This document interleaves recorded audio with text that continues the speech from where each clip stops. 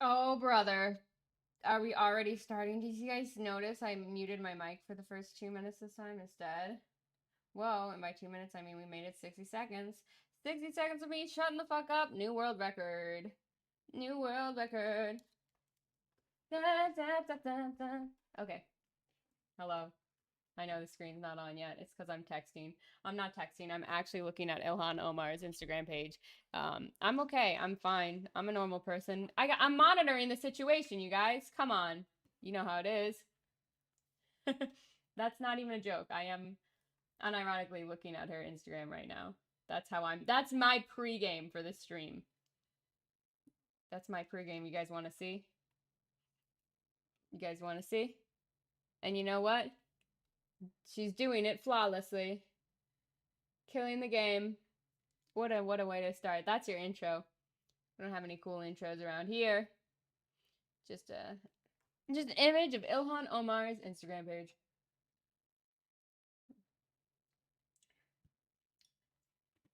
What happened now? How much more? What can there be? Sorry, my multi-stream doesn't work for the first however much long. Hold on, let me fix. Listen, things are still rough around here. Things are still rough. I'm new to this, okay? I'm just a baby. That's a meme.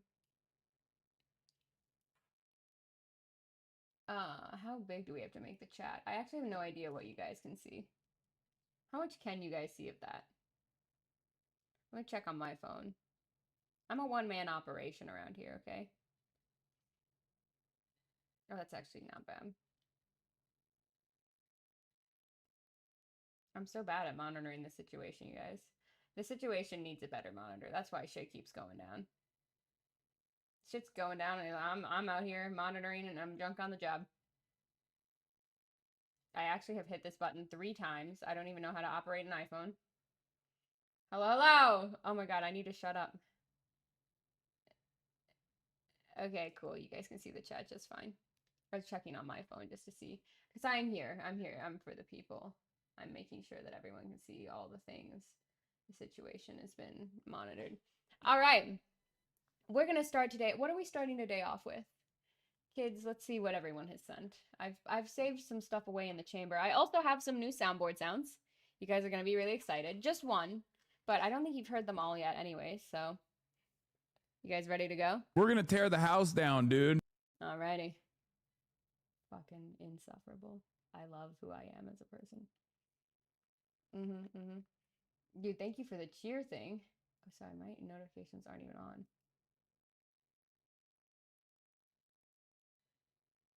Okay, love watching live while gaming. I need to start doing that. I lock in too hard.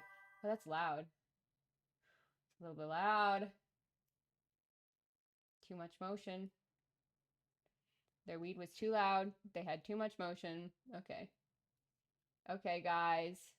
Don't look at every video I've ever saved. Oh god, I'm so messy. I'm so messy. I'm new to this. Okay. We got 6, some that people sent me, some that I found. Let's start out with our favorite thing that our chat seems to be forcing us into. Hello. What's going on with Hasan now? I don't know. We're about to monitor the situation, then we'll find out. We're gonna find out, aren't we? Someone sent me this one today.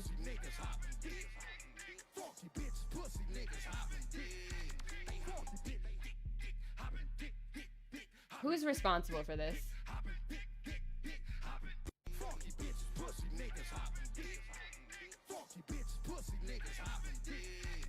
God, I just discovered who Austin is recently, and I think I love him more than Hasan, if I'm being honest. Don't let anyone know I said that. Cool. Crazy way to start the stream. That was awesome. We're gonna fuck. Let's get into it. Oh, and then following that up is crazy. Who sent this?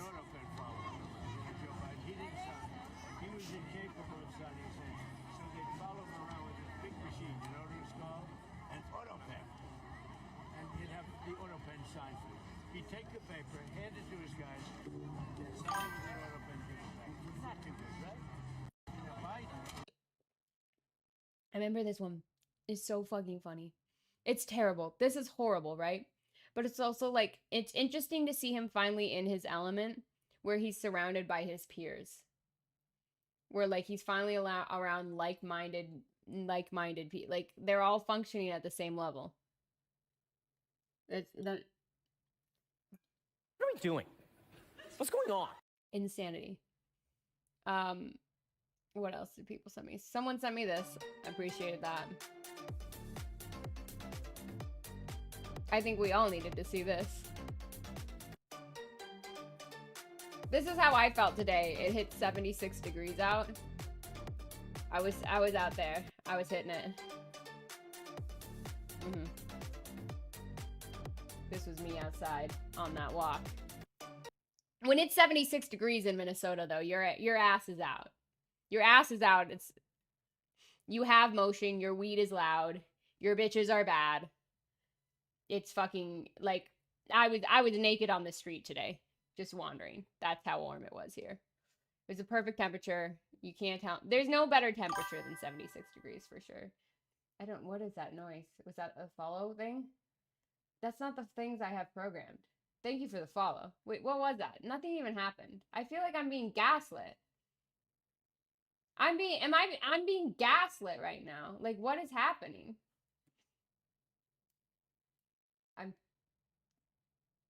Wait, what did I just do?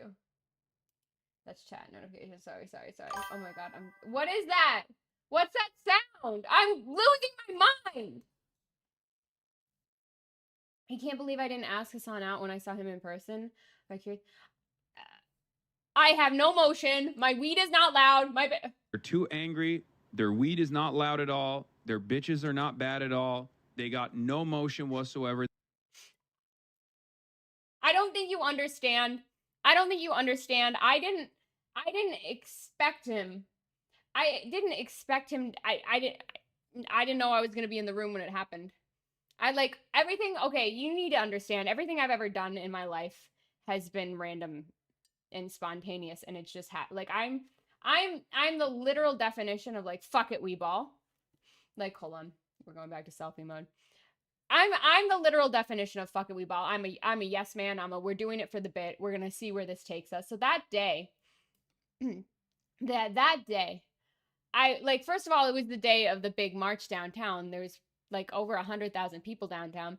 It was so fucking cold that our phone, like to a degree, our phones weren't working. You've seen the clip. Like we were all there. I get to the event. I didn't even know if I was getting in yet. Like that's how low on the totem pole I sit in my own goddamn city. Love that for me. Stay up, stay blessed. It's fine though. It's fine though because we're good now. We're besties now. We're kissing. But I get to like, I think it was Target Center, right? And like there's lines everywhere, and like I had been told by someone that I know who was working something, because when you're not him, when you're not Himothy, when you're not HIM, you are him. You know a friend of a friend who might get you in, and that's the level we're operating on, because you're not that guy, pal. Trust me, you're not that guy. And that's me. I'm just not that guy. So like I get there, I'm in this line, I'm in the media line, which I have to assume like they let Hasan in a special backdoor entrance because he did not go through this fuck ass security clearance situation. Like he was him. He was already in the building apparently. I don't know, but we had no cell reception, no bitches, no motion, no weed, not loud at all. So I'm standing there. I have no cell reception. Thank you for the sub. I have no cell reception. What is that noise, though, by the way? Like, on a real note, what is that notification noise? I don't know where it's coming from. I'm losing my mind, because I have... I'm going to check that out later. I'm rage baiting myself right now. Okay, back to the story. I've never not been derailed in my life from a story. I think it's subs, but my sub noise is different. You guys have heard my sub noise before. Why is it different today? It, like, changed somehow. Something happened and it got all unlinked. You've heard my sub noises. They're funny. Also, I have it muted right now, so I don't know why it's even making noise. You know what I'm talking about? I don't know. I'm gonna mute it entirely, and we'll circle back to it later tonight. I've derailed. Okay, so I'm standing in this fuck ass line for security. I have no cell reception. phones are half dead anyways at this point. Like, we're all freezing, right? We still can't feel our hands and feet. Everyone's, and again, like, I feel so much for the poor people working this booth, for the media people, because the media people, I don't know if you've met media people who aren't from Minneapolis, because like it was an event where people like flew in from all over. They're assholes. People who work in media, you know if they're from here immediately upon meeting them, because they're not, like, we weren't having it at a certain point in Minneapolis. Like, we had a good run, but at a certain point we started to get a little tired of the Australian news network or something particularly had a scuffle with someone, and I was like, you're in our town, be nice. Like, why are we being, anyways. I was thrown to the ground by a couple of media teams at some events, and I don't appreciate that energy. Men, of course. A man, okay. I was at a thing and this male media guy who's trying to like catch his clip or whatever, who's clearly not from Minnesota because he was an asshole, tried to start a fight with this woman who was also just trying to like get a shot. It was so rude. It was so fucking rude. And he tried to start a fight with her because she was like standing there and standing her ground. Media people are fucking wild. They're jerks, and I get it because it's like you got to get your shot or whatever, but like don't start a fight with, anyways. So we're waiting in line. The media people are like just absolutely pissed at these poor people working the window, and I'm standing there like, hey, I'm supposed to be on a list. I don't know if I am. I'm sorry. I'm sorry. I know you have like whatever the information it is you have. Everyone's yelling at you right now. I'll wait in the corner. Like, it's good. You're fine. I'm calling like all my people that I know, and by my people I mean just like random friends of friends.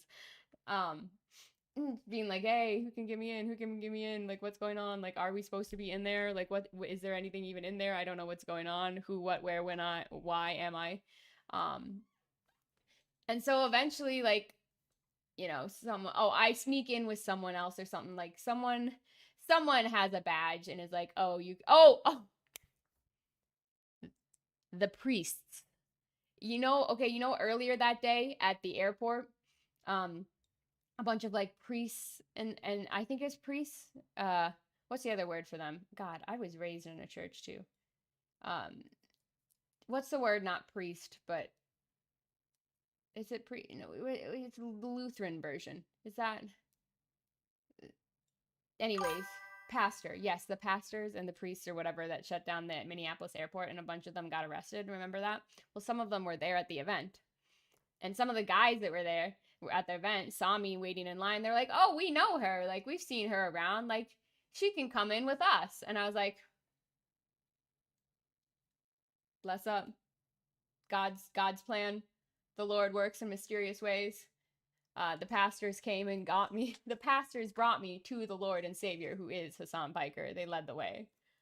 Divine intervention said, that girl in the crowd, we know her. That's my boy. That's my freaking boy right there. Could be ministers as well. I don't know. I think there was just like a bunch of religious leaders. I don't want to assume what they go by. But they let me in with their team. And then of course they were later like, oh yeah, we know who you are. We have your credential in here, whatever. And so we get inside. And at this point we're all just like, we're exhausted.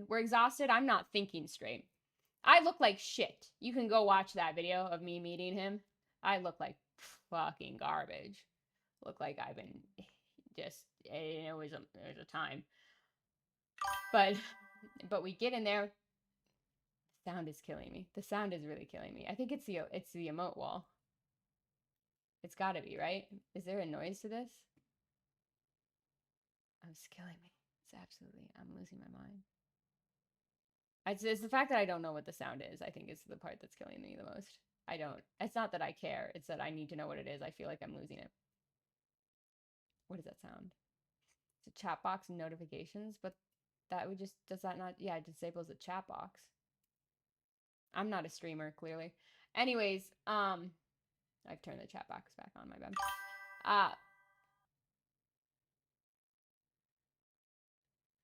Yeah, so we get in, I look like garbage. I go in and they like take us to the arena, and like they're like, this is where the media is, and I put all my bags and stuff down and all my things, and I plug my phone in. and then I go back into like this media room that's backstage, whatever. It's like a food hall or something that's part of Target Center, the media area. And I go back there. I'm alone. My friends haven't made it through the crowd yet either. I'm trying to text them to be like, I got in. Let me like, I have made it to the promised land. Let me try and get everyone else in now behind me. Because that's just the way we roll around here in Minnesota. We're gonna get the whole front group in if we can. You open up that door, I'm bringing 10 people. I'm bringing everyone I know. But so I'm waiting on them to come in, and I'm sitting in a corner of the room, and I look across the room, long ass like cafeteria. I look over there, and I see Hasan Piker sitting there interviewing someone, and I shit you not, this is, why am I saying this out loud? This is an embarrassing story. I scream. I didn't know I had it in me, chat. I didn't know that was inside me. I screamed. Like, this was, my reaction was that of like a teenage girl in like 20 whatever seeing a Jonas brother. You know what I mean? Like, I jumped up and I squealed. Like he was a boy band. I don't know where it came from. But I squealed. And obviously luckily he's so far away. He's locked in an interview. He doesn't even see me at that point. I'm like, I start hyperventilating. I'm like, what's happening to me? What's happening? This is a man. He's just a man. Like, what's wrong? You don't even know him like that, you know? Like, I've never watched a stream. I've seen all the thirst traps. What is happening? I don't know. Something took over my body. It wasn't good. What is that sound? It's killing me. Nonetheless, I like freaked out. I didn't know what to do. Do you see my shit? I've never been nervous to speak to anyone, especially a man, in my entire life. Unless it's like inconveniencing someone. I get nervous asking waiters and waitresses to do things, of course. But like, God, that sound, I'm gonna fucking lose it. I was like scared to go up and talk. Also because he was live in front of like 50,000 people or something that day. Like, there was a fuck ton of people in that stream. And so I was like, I'm not gonna go up to him also like a little weirdo.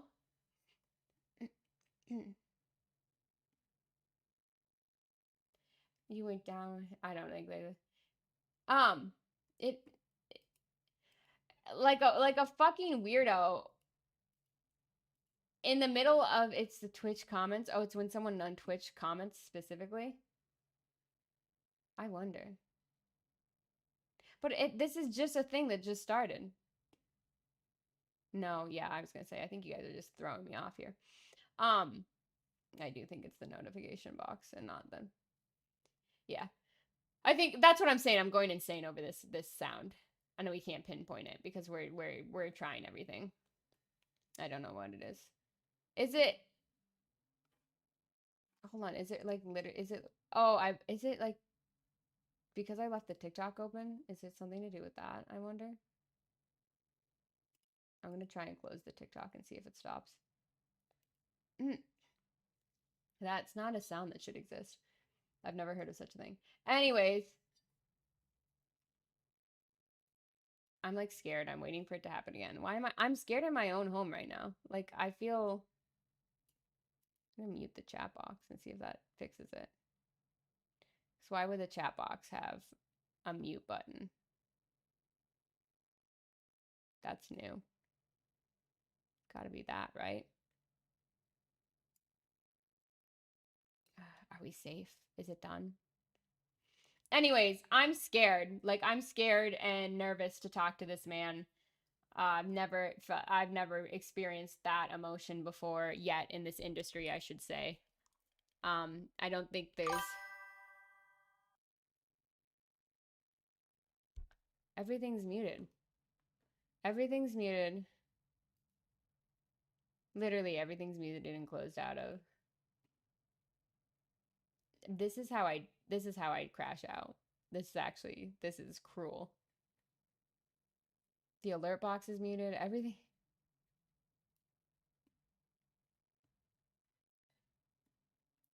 I'm unwell in every sense of the term.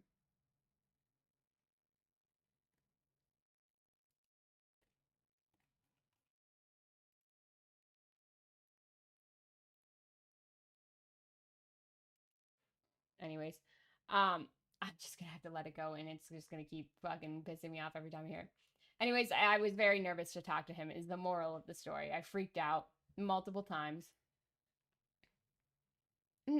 I freaked out. Unwell crew. Careful, we'll get a cease and desist from what's her name. But yeah, I freaked out. I didn't know what to do. Obviously, there was no world in which I was asking him out as well in front of 30, 40,000 people. That's insane. He's well aware uh, of the obsession now, though. It's fine. He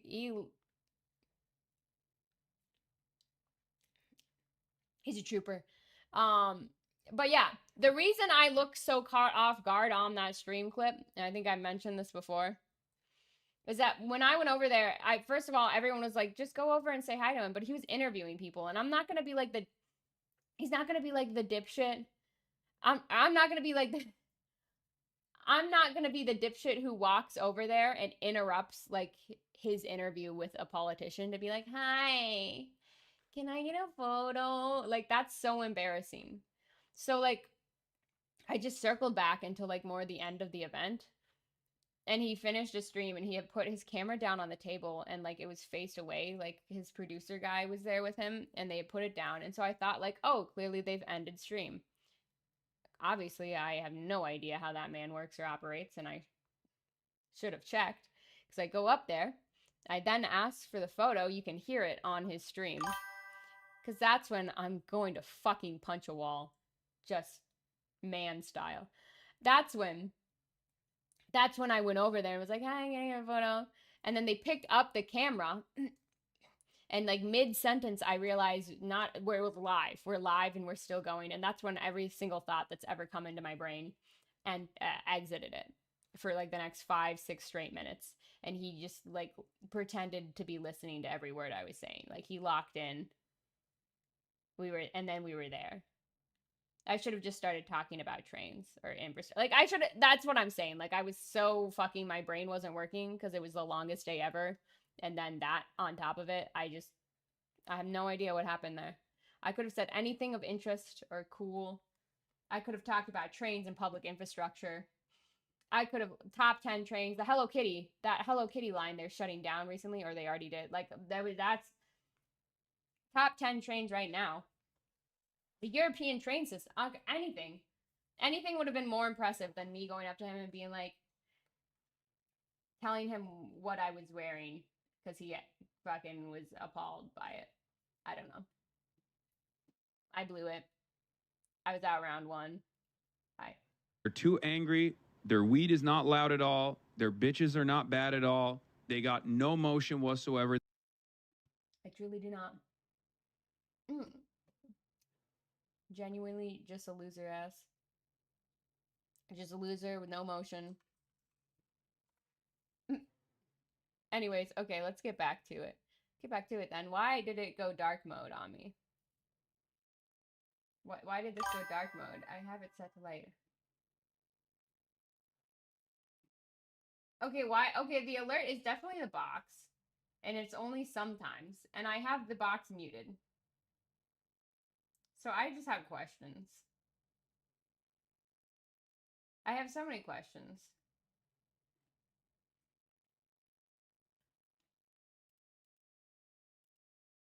If we change it back to clean, does it stop? I don't know why, like, the not knowing what the sound is not making me want to cry. And I think this is the max anyone's ever had a tism moment because I am going to crash out. I am. I'm actually losing it. I don't like it. I feel like I've lost control of my own life and stream. Someone else is in charge now. Is it the likes on YouTube? Oh, I don't know. But everything is muted. So what's getting through? I like chat trying to troubleshoot this with me. We need a professional. We need a professional who knows more about this than we do. It's a real issue.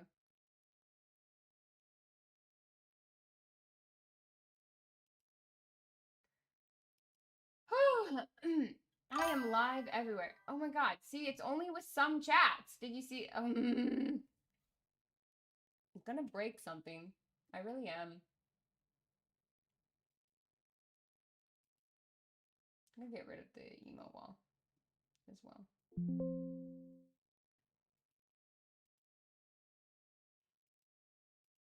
Cool. There's no way to turn it off, so I'm having funsies.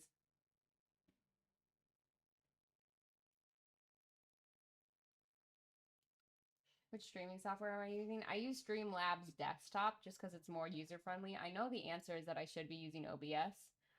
But I don't know anything. And this one's more accessible, you know?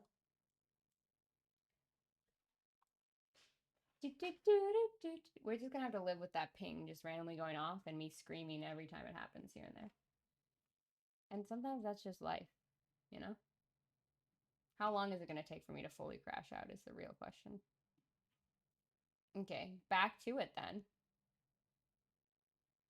What is this? I don't. SNL? White Rapper Jack Harlow. I can't. I can't. It's driving me up a wall. Check your Streamlabs dashboard under the chat box setting.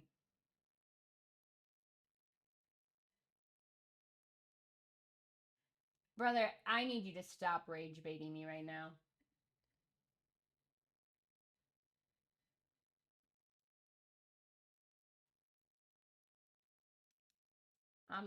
I'm gonna throw this computer out the window right now. I really am.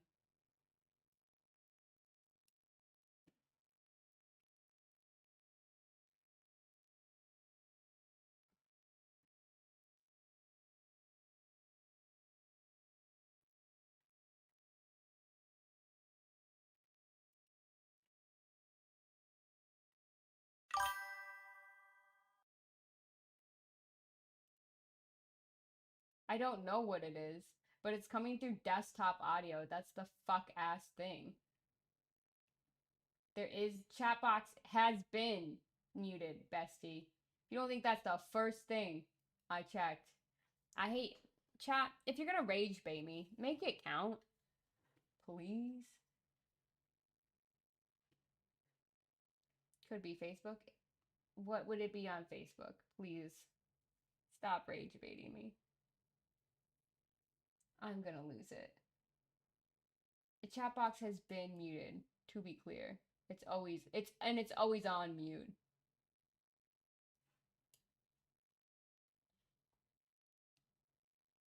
That's the thing. There's like 3 options for audio and I don't know. You're not that guy, pal. Trust me. You're not that guy.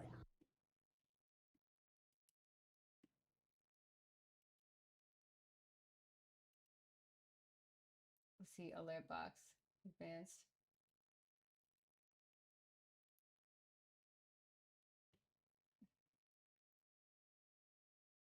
Okay, hold on.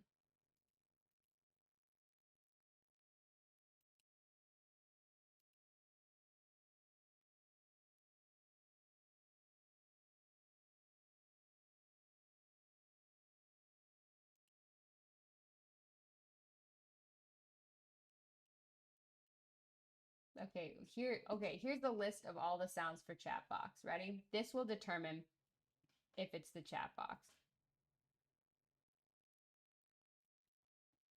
Okay, so chat box is just properly muted. It's not the chat, or it's not the chat box, the alert box. It's not the alert box. And chat box doesn't even have an option for sound.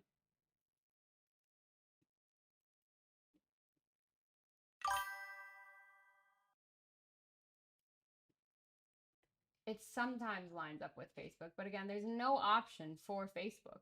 That's the issue. There's no such button. So I don't know why that would be a thing.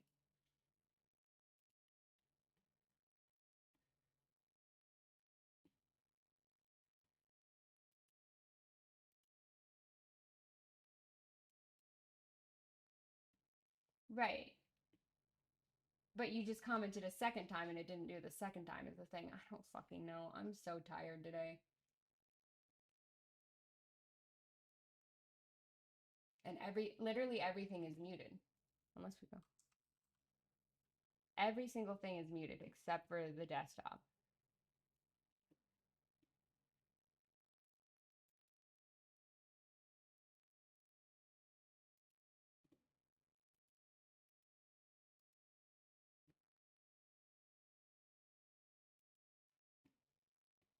Oh, whatever.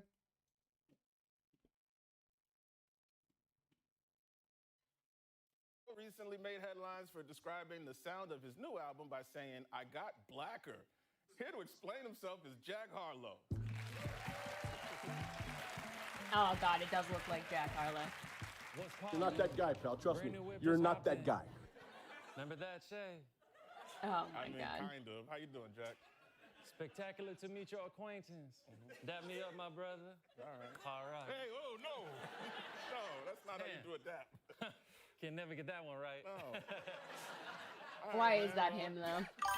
You're here to tell us about your new album. So, Yeah. what was the songwriting process? Yeah, basically, man, I was at home for the holidays with my fam, asking myself, like, what's my new sound? What's my new sound? It was stressing me out, man. Damn near ruined my Kwanzaa. Sure, Jack. Yeah. You know, so I went to sit outside the liquor store with my OGs. Okay. Like I do every day when the UV isn't too high.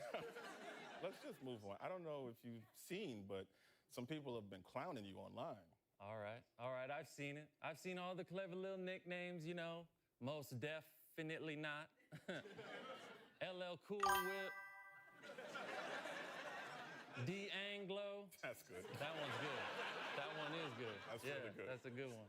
JZZ Top. I like that. Lil Wayne's World. You're gonna like this one. Yay, it's Friday. You know, I'm cool with it, man, because that's what we do, Che. We roast each other, man. Then we rub our hands together like an otter in the river. We don't do that. That's what we do, man. No, we don't. And I just like to create, bro. Hell, I'll freestyle right now off the top of the dome. All right, go ahead. All right. Yeah. All right, yeah. Boop. Boop, de boop. All right, you don't got to do this. Good, man. Good. You don't. Good. I did not want to, man. Let's I did get not back want to the album. It's titled Monica, Yeah. which some people are suggesting is just a clever way of saying the N-word. I don't hear it like that, man. It doesn't hit my ear that way. Come on, man. Monica. Whoa. You said that, not me. Hey. I just love the name Monica, man. Always have. Ever since she topped off my favorite president. Oh, Jesus. He's not your favorite. So the genre of your new album is listed as neo soul. What made you want to go in that direction? Because on this new album, I wanted to challenge myself, man. I thought, what's blacker than rap? R&B. And to me, R&B stands for rhyming and bopping. No. Rural Rhyming. and blessed. No. Yeah, real nice boys. Wrong You know what I'm saying? No. Yeah, raised near, but not with black people. That sounds about right, my nigga. Jack Harlow, everybody. White rapper Jack Harlow. Okay, on a real note, has anyone listened to Jack Harlow's new album? I saw like one, I shouldn't say newspaper, but one like headline somewhere about it. And then I never heard about it again. Who's listening to it? Is anyone? Is anyone listening to that shit? I haven't even heard about it.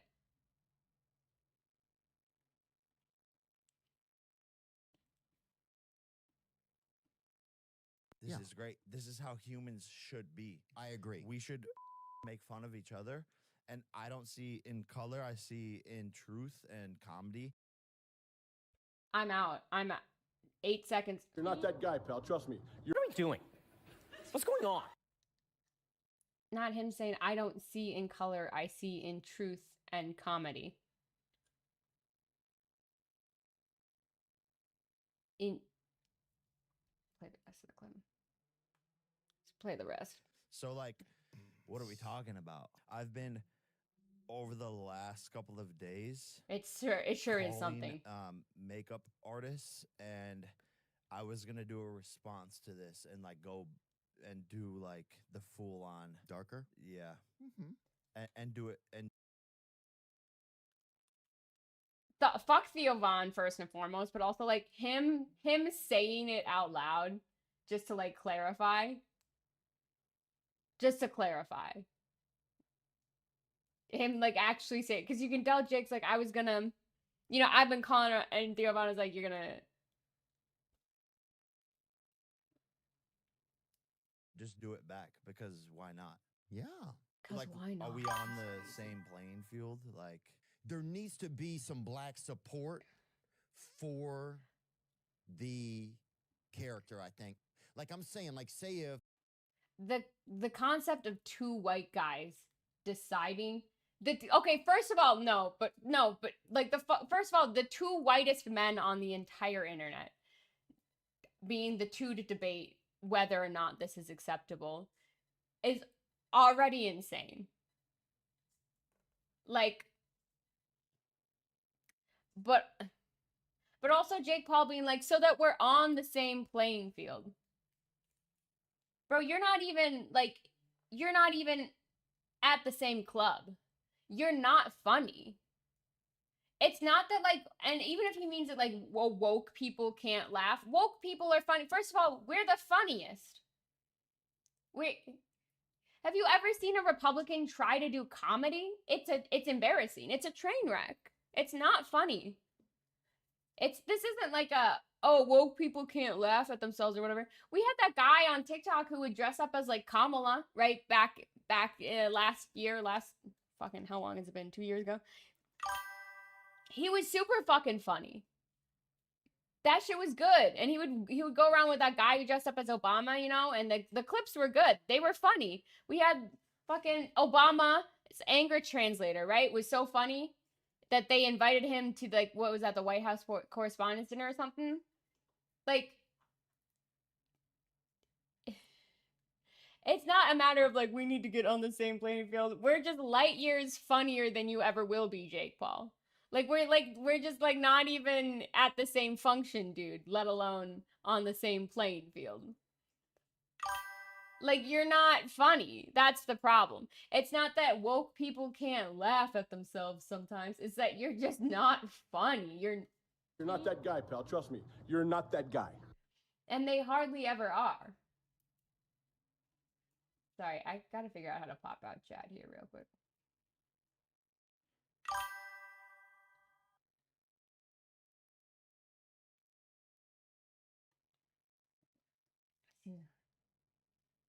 It doesn't line up with Facebook though. It's mostly coincidence, unfortunately. And also I'm not running through Facebook, so there's no connection, but I appreciate you trying to help, dude. How do I pop out chat? Fuck. I don't know how to pop out chat. I don't see this interview going any better for the rest of it, but I guess we're locked in now. Drewski, or I'm trying to think of somebody else. Charles Barkley. Charles Barkley. If you got one of those guys to be like, hey, Theo, I want you to do this skit with me. Let's do this. But still, that's out. You think it is? Yeah. To me, there's a level of like, doesn't that make us more like it's the way that he can't even come up with a sentence. It's the way he's like literally struggling to form a goddamn sentence. And also, again, as always, fuck Theo Von, because he is a grifter and he does just pretend to be dumber than he is. And thus being like him being the voice of reason in this moment, being like, no, you act like for you, Jake, for you have to get permission from someone, or, you know, like, and then Jake being like, nah, No, that makes it not funny anymore. Maybe you're just not funny at all. Maybe you're just never funny to begin with, Jake. Maybe you're literally just a fucking loser. Go get your ass beat in the ring a second time by one of those fighters. I don't know. You can't even take someone who's like close to being active. Like you have to just beat up retired old fighters because you're a loser. Go back to beating up retired fighters.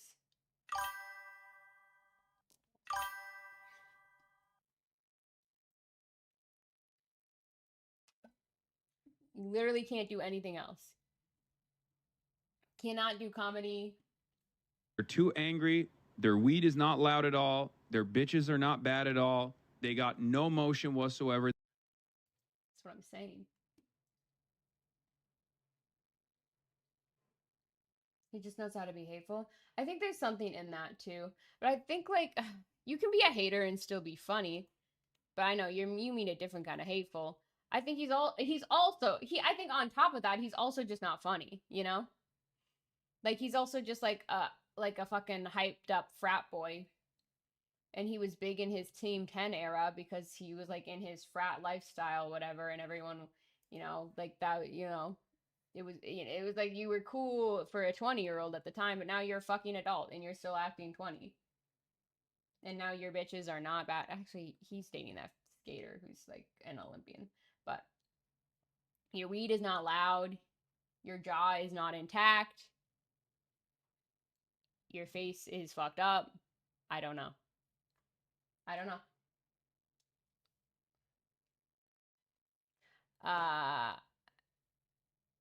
Cool. I don't need to listen to the rest of him just fucking yapping out the side of his jaw.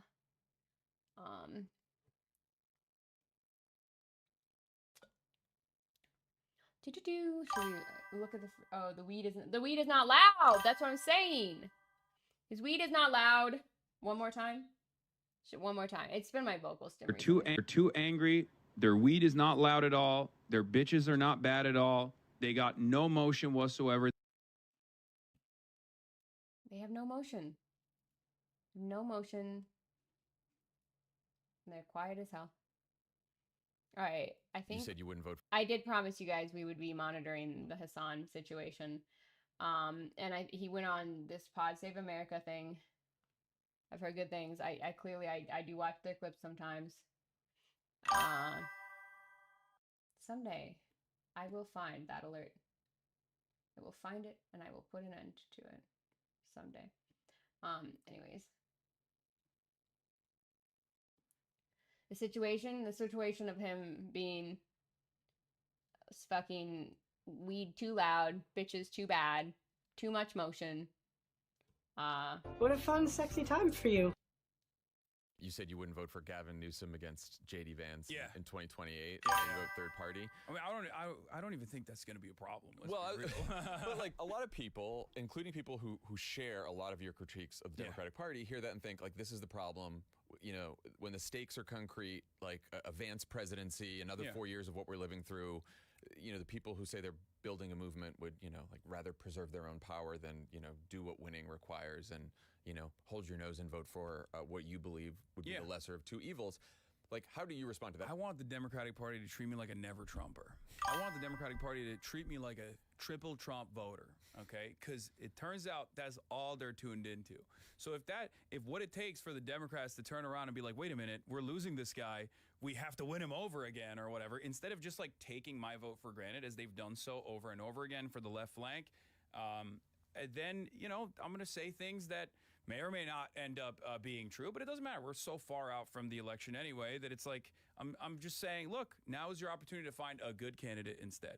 But you see, as we head into these, that like after what we've lived through these last years, the stakes and the stark difference between even a Democrat who you and I might find not up to par, to say the least, versus Vance or whoever the fuck they put up. Of course. I mean, I hate Republicans. I oppose them. I say that all the time. I think that the Republicans are far more damaging. The biggest terrorists, the biggest domestic terrorists in this country, the biggest terrorist internationally is the Republican Party. And not only that, but it's just like they like I want to fight against the growing fascist movement in this country. My frustration with the Democrats is their conciliatory attitude towards that, and their Thank you, chat, for already saying. I have a full response to this, but I thought I'd let the whole 2 minutes play. lack of investment in this struggle, this idea that, you know, on the one hand you say Donald Trump's a dangerous force. I see that, I recognize that, but then you turn around and you take on his anti-immigrant narratives and anti-immigrant messaging from the 2020 election that you won, and decide you're going to be the sincere candidate that ends up, dealing with the growth of migration in this country. It's a failure. If you were serious about being an anti-fascist, if you were serious about combating these forces, you would take it more seriously. You said you wouldn't vote. See, and that's where I disagree, because when you hear him say that and you think he's that stupid, you're simply being stupid. What he said is objectively 100% correct, and every single person should be saying, no, I would not vote for Gavin Newsom. I would not be voting for Gavin Newsom. Right now, as it stands, I refuse that. That's fucking, I don't like, this shouldn't be a controversial take. Gavin Newsom is like effectively low-key, like a moderate. Like he's not like he's great publicity-wise. He's like Sexy ass Gavin. You know, and he's what I mean when you can't expect change by just saying, yeah, I don't like Gavin Newsom, but if you gave it to me, I would have to vote for him. That's fucking moronic. That's stupid. Of course you have to go around saying you're not going to vote for him, because you don't want to have to vote for him. Don't just roll over. Don't just roll over and say, actually, whatever dog shit candidate you give me, because I'm blue no matter who, I'm just gonna vote for them. Because guess what? Then they get to walk all over you. Like imagine walking into a car dealership and being like, yeah, I'm gonna put in an offer for this car for $15,000. On a real note, if you refuse and tell me 20, I'll pay 20. But I'd like to put in this offer for 15. Do you think they're giving it to you for 15? You just told them. You fucking told them you'd do it for 20 anyways. Is that how you negotiate? Is that how you get the price to change? By telling them actually they can fuck you and you take it? No, you goddamn morons. That's not how you enact change. You have to start now. Mind you, past the primaries and what's it that, you know, whatever. Anyone with 2 brain cells watches this clip and understands what he's saying. And I'm willing to bet my retirement fund, what little exists in there, that if Gavin Newsom was the fuck-ass pick between Gavin Newsom and Donald Trump on the ballot, that man's still gonna vote for Gavin Newsom because he's not a moron. He did the same thing with Kamala. It's called common sense. Stop rolling over and being dipshits. And get a goddamn spine for once. Fight back a little before you roll over, at least. I'd like a car for $15, but I will pay $30. And now I'm going to expect you to settle for $15. No, they're gonna tell you 40 at that point. They're gonna say, oh, we actually probably could screw you a little bit more.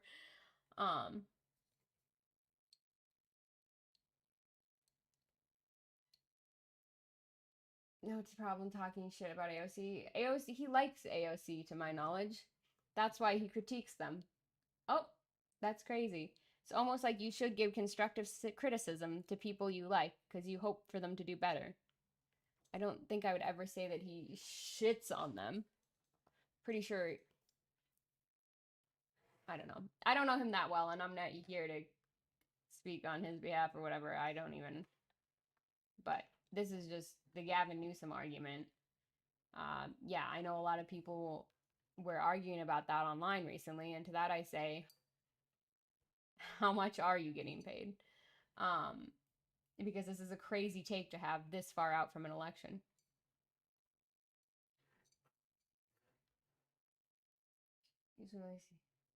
Yeah, I've actually never really seen him shitting on AOC and Bernie. He's a huge Bernie AOC person. I'm pretty sure he participated in like Bernie's 20 whatever campaign stuff. Although I don't know. Because I don't know him. Anyways, yeah, so I don't know. And mind you, I mean, you can say you'd vote for Gavin Newsom if you actually like Gavin Newsom, sure. But if you're complaining as if he's ruining, like, you're just brainwashed and blue-pilled to a degree that I can't get behind. And I'm saying that as someone who works in politics and has to work with the DNC constantly. Not constantly, but frequently. Believe me, I'm a hater, for sure. Yeah, you don't have to glaze someone. That's the thing. Hold on. Let me fix the text color of the text. I just realized it's probably hard for you guys to read it. I just probably need like a... Did that help or hurt? Okay, that's actually so much worse. What is happening? Let me change the color block color for you guys.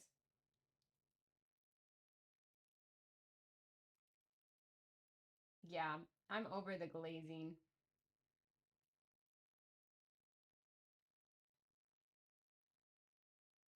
Also, I'm trying to figure out what the best color is to put behind this text right now. I guess we're going with...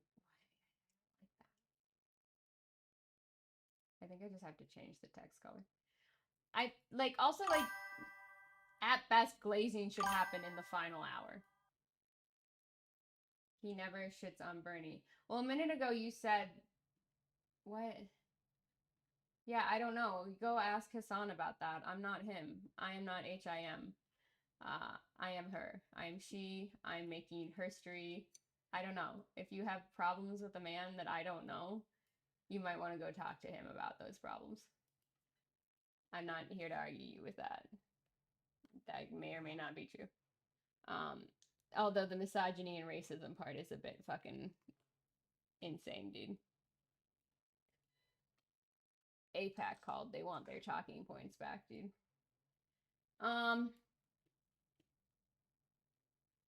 Anyways, again, I'm not him, so.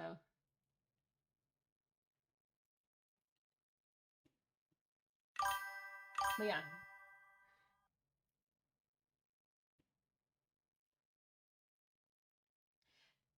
What was the other I saw that clip? you've done something like 20,000 hours of live streaming that is all off the cuff political takes and responding to viewers in real time, which I imagine must be like constantly fighting with people in your mentions real time. Yes. No, exactly. I am not surprised that you've said some stupid and offensive things. I'm even less surprised that you've said stuff that sounds even worse when it's clipped out of context. Yeah. Here's what I'm wondering. As you've grown your audience and influence, and as you've gotten more directly involved in electoral politics, do you feel a responsibility to choose your words more carefully, or at least in ways that are less likely to be misconstrued? One, yes and no. So yes, because obviously I don't want to cause any harm to any of the candidates that I'm associating with, or this movement that I am obviously a part of, what I like to call the left flank candidates, or the Bernie-crats, people who are more responsive to the needs of the working class folks all around the country.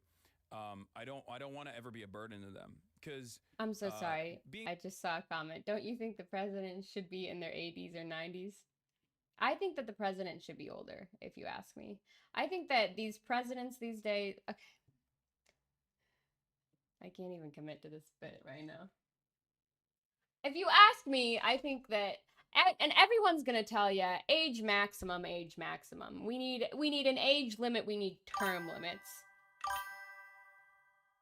We need limits on audio noises at this point, is what that's what my campaign is. I'm running on limiting audio noises in Twitch streams. I don't know. I think that we could go higher. I really do. I think that we should be running campaigns out of nursing homes. If my president can stand up for more than 15 minutes at a time, have they seen enough? I don't know. I don't even know how to make that funny. It's just so depressing. It's so depressing.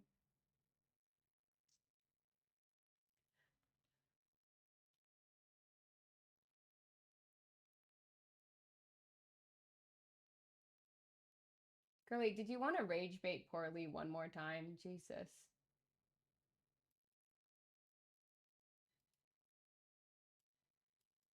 You're so played out and boring. I don't know what you want from me. You're mad at me because of you have respect for these white boys getting all this attention. I'm so sorry.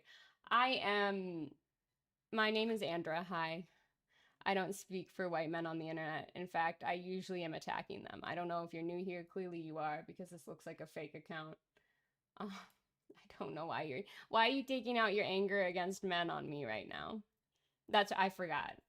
Woman on the internet. I forgot I speak for the trees apparently now, Anna. I don't know what you want. Like, you're failing at rage baiting right now. Because I am also over these fuck-ass men on the internet. But I'm also not going to attack, like, a man who's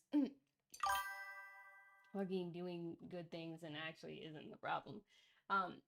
Netanyahu called. He said his dick, it's needing to be sucked a little more, Anna, and he's looking for where you are. Not listening, I'm angry. No, I'm not talking to you. There was a different Anna in the chat. Oh, girlie, not you. There's a second Anna who's been rage baiting this whole time. That poor thing. You got me wrong. Again, girlie, not you. There's too many women named Anna in here, apparently. Unfortunate coincidence. I'm not voting for any. That's what I'm saying. If my president looks like he has 4 more years left in him, he doesn't get my vote. I want to be worried at any point that he might drop dead in office. Because it adds an element of danger.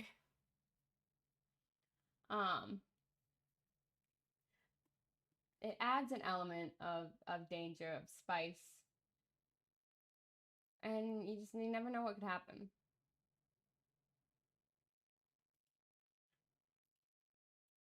Hope for the best, expect the worst. I don't know. I got derailed from this clip. That bitch just started complaining way too heavily that we're listening to people that aren't her, I guess. I'm gonna be honest, I did not know if I was gonna make it to Coachella this year. I had heard nothing. I do not care about your house tour at Starbucks, Rusty. Let's go. Okay, Charlie D'Amelio's back apparently at almost 2 million likes. That's crazy. If he's not falling down the stairs, he can't. Okay. I know everyone's knocking on my door. They're like, everyone's knocking on my door. They're like, Andra, like, what do you think we need in our next president? Like, who should we pitch? Who should we run? And you know what I'm always going to say. If they look like they shouldn't be wearing a life alert, I'm not interested. I need that element of danger there to keep me going. It's hot. I love it. Sexy ass Gavin. I think that they should not only qualify for the senior discount at every restaurant they enter, they should look like if they fall down, they need help getting up. Like, extremely. Like, not even, you know what I mean? Like, when you look at, like, an old person, you're like, they probably could get back up. I want it to be a sure bet that they wouldn't. Like, Mitch McConnell style. You know what I mean?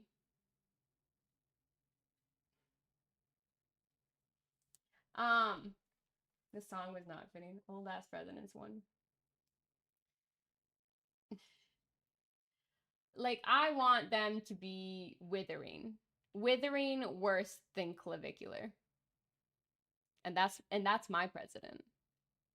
And when they told me, when the rumors of, I can't even joke about Donald Trump. I was gonna go down a diaper monologue.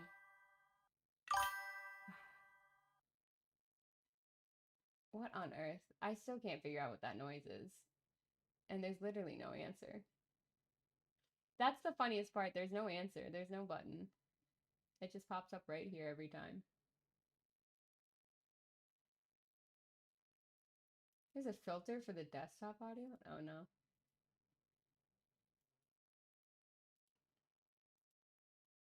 We'll never know.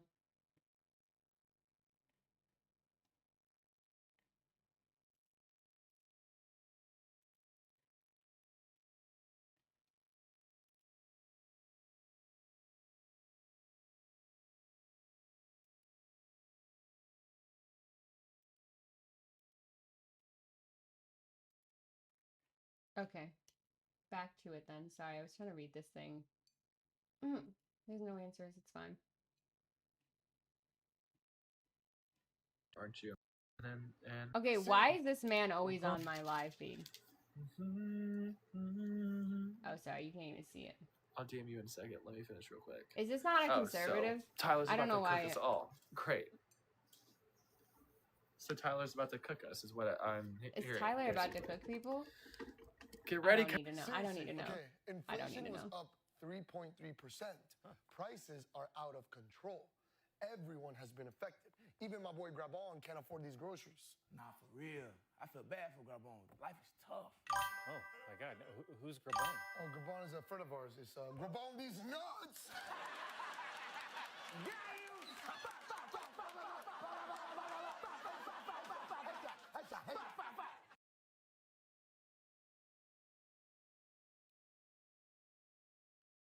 I don't know why the audio would be delayed.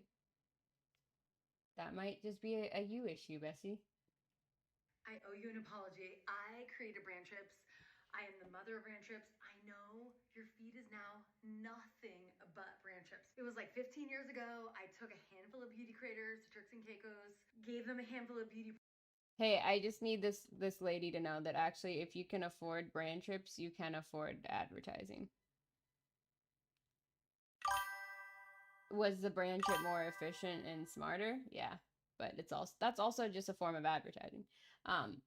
Anyways. So But I love that for her. Right here, this is from a heart monitor. It left like a sticky residue and it looks really ugly. Just to let you know. I'm pretty sure that people are gonna be like, is she okay? So this on my chest right here, this is from a heart monitor. It left like a sticky. I did not read the New York Times article, but I saw the headline and I did find it shocking that Ezra Klein is. It looked like from the headline that he was defending. What are you doing? What's going on? That shocked me. I didn't see that one coming. But this is a real enemies to lovers situation.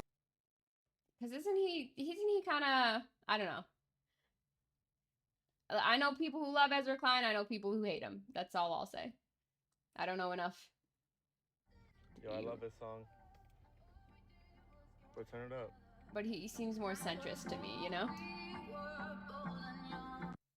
Yo, I love this song. But turn it up. What did I miss? I don't understand. Yo, I love don't understand. Mexican rice. Okay. Pinto bean. Yep. Chipotle chicken. Yes, sir.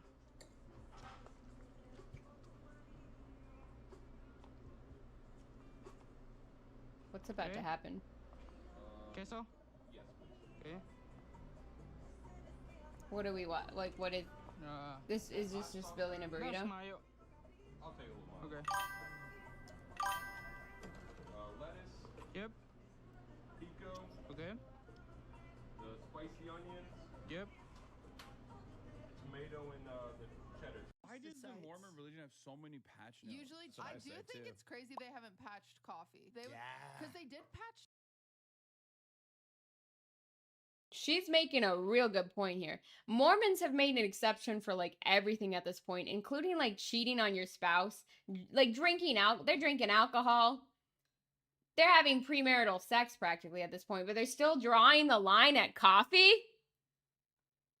What did coffee do to you other than provide a sweet treat? It's because it's giving jobs to the gays, isn't it? The they, them baristas are what the Mormons fear the most, I fear. I think We cracked the code. Fuck, you guys, we just solved Mormonism. Or at least their hatred of people. No, I don't know. I mean, listen.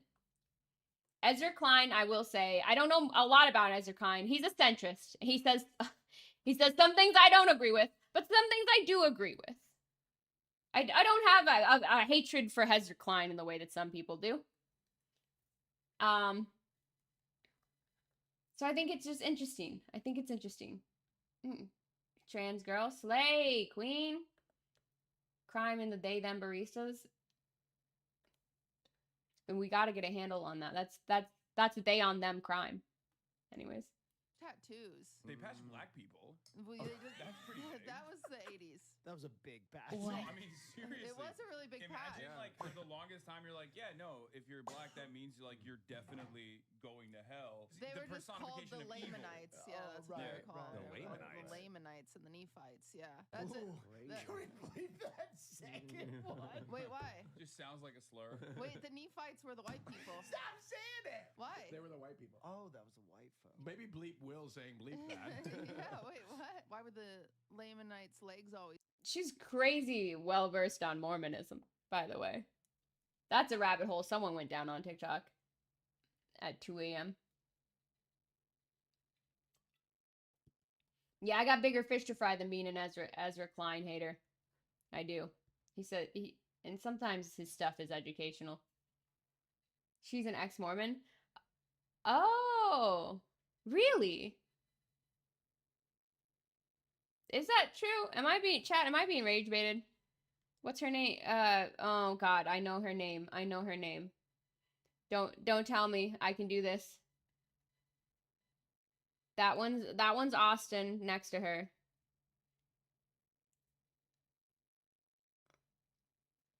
QT Cinderella, right? She's Cutie Cinderella, and then the other one is Will. Will, who I also thought was gay for a while. I don't think he is, though. I'm learning a lot. Monty? Oh, yeah, I love Monty. She's cool. She's a cool person. She mogs in real life. She really does. She mogs on all of us. Fun fact. If you want to feel inadequate standing next to someone, stand next to Monty. That's all I'll say. I feel like we should exist in the same timeline.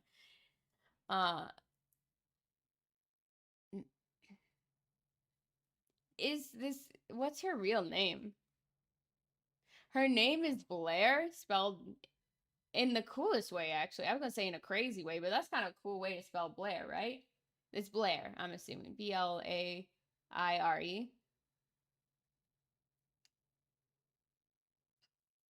She has quite the lore. Why am I learning so much today?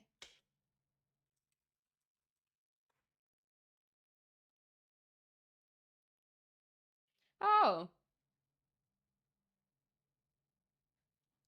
Oh, I think she was Mormon.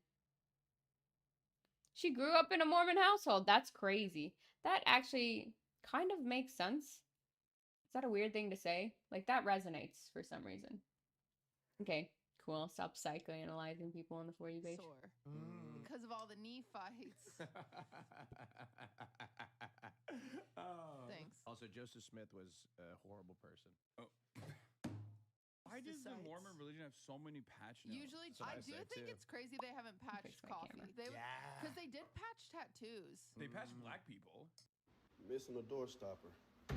The upstairs railings are horizontal. No, I love judging homes we'll never be able to afford, right? Are we all in on this?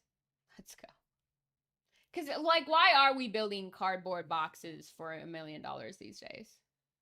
What's going on? What are you doing? What's going on? It's just, okay, you know what the thing about that audio is? I don't mind the audio notification sound, it's fine. It's just so loud.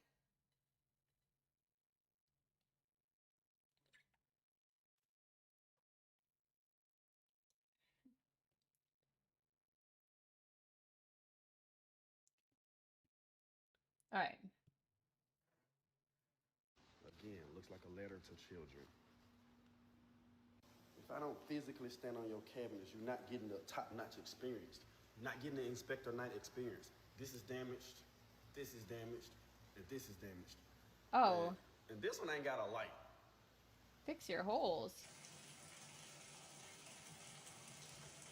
It's the little hand for me. No. Oh, why is it lumpy? So we have no weep holes above the doorway brick lintels as well as the window brick lintels. The sink's faucet is loose at the countertop. You already know. Needs to be fixed. Windows that are installed less than 24 inches of the door are required to have safety glass. A good way to tell is you will find an etching in one of the corners, but not on this one. This is loose. A foam-sealed attic with no ventilation source. At least it's not a beer this time. This is coming loose. There's literal. All right, this was less fun than I thought it would be.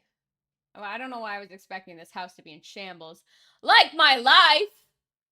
Sorry, Leonard. Hey, Ron. Oh, hey, Kim. I'm so ready for Friday night. What's the plan? Actually, anything but bueno nacho. We go there every Friday. This week, let's mix it. Hey, what's that movie you want to see? About the guy, you know, with the fingers? You mean the finger guy? That's the one. KP, I sort of made plans already. Plans? On a Friday? You? Well, Felix and I are all set for a Bon Diggity night of zombie mayhem. You'd rather spend Friday night. My I don't care. I'm so sorry. Oh, Addison Rae. I always forget she's in music now and not TikTok dances. She's got some bangers, too. I just feel like we need to take in the fit and the vibe. I need a wider shot of the fit. That's one. She has a good stylist.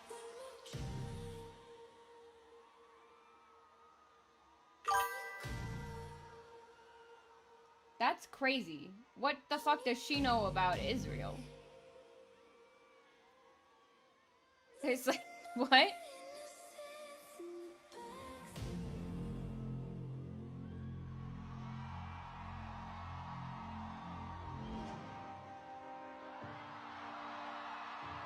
She literally went there. That's insane.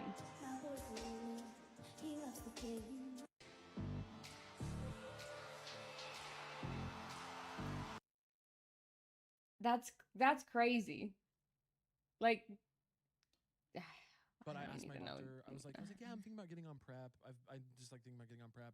And he goes, I have never heard of that. I'm going to step out and do some research I'll come right back in. Oh. He stepped out. He comes back in. He goes, we can do that. He sat his white ass down and listened. He put his hair in a fucking messy bun and handled it. And then while I was getting my blood drawn, country, like 14-year-old girl walking her grandma through the doctor's office. She goes, are you Caleb Herron? And I went, please. I'm a needle in my arm, blood pouring out of me. Are you Caleb Herron? By the way, carrying this country on your fucking back, needle in arm, other hand writing down definition for PrEP for a doctor. Teaching basically, who, by the way, who's the doctor and who's the patient now? Teaching a doctor what PrEP is and what gay guys are. Also, I got my chart. Also, for a doctor not to know what that is crazy. Is absolutely crazy. Notes back in my chart notes said, risky homosexual behavior, obese.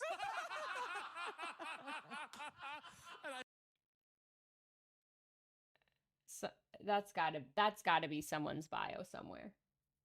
That risky homosexual behavior. That's my boy. That's my freaking boy right there. Said check, baby. Yeah, I know check, that's fucking right. Check, like, did he stutter? Oh, is that Caleb Herron's chart? Yes, it is, honey. Risky obese homosexual. Didn't that special? Got a mammogram, literally on the chart. What did it say? Small boobs, incredibly small and dense. Well, small dense boobs, like a good biscuit. Small and dense, like a good breakfast biscuit. But I asked my doctor, I was like, yeah, I'm thinking about getting on PrEP. I just like. My wedding was this past weekend, and the #1 comment that I'm getting is, was the 9-year-old there? Was your boss there? Was the 9-year-old there? Oh, you mean the kid that showed up in white? Yeah, he showed up in white. The color that's reserved for the bride. And when I saw it, I said, why are you wearing white? That's my color. And he said, it's not white. It's vanilla. And you know what? I know that I wasn't going to show his photo because he told me he was going to sue me, but I don't care because now I'm married What to is his this best lore friend. we've When I walked say into? best friend, I mean best friend because look at these two on the dance floor. I don't. I feel like we got dropped in the middle of a story here. I don't know. I'm lost. Is it? Have I had too much apple cider? Do you think that I'm some taking of these the L. people go then on a show like yours to avoid journalists? Probably. How do you feel about that? I don't care. That's a very real answer. I'm just happy to have them. If they want to cut things, do you always say yes? Always. Always. Doesn't it ever, even speaking non-journalistically, just as someone who treasures like the great moments, because a lot of times it's going to be a great moment, is there a part of you that sometimes tortures? No, there will always be another one. I think it's really selfish to not honor someone's discomfort with something that they've said. Do you think? Hot take. I think for him that's valid because he's not a journalist. He's just a little pop star, not pop culture kind of podcast. There would be a journalistic integrity behind like keeping stuff that isn't said off the record, but like, and I think that's where we need to start recognizing the difference between journalists and influencers who just do like funsies interviews. Because a lot of people are getting mad at these influencers who are just out here doing influencer shit, acting like they're journalists and should be held to a journalist standard. But that's just a matter of media literacy. It's like saying that Ellen was a journalist. She was a talk show host. This is a new age of talk show hosts, essentially, that it don't have shows, but they have podcasts and things like that. So don't think that's entirely unfair.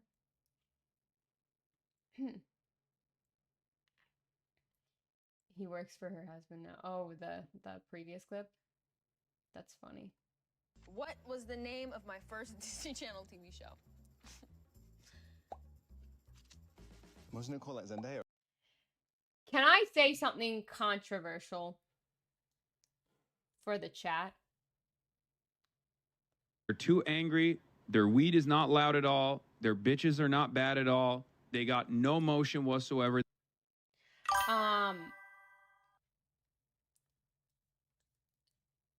Listen.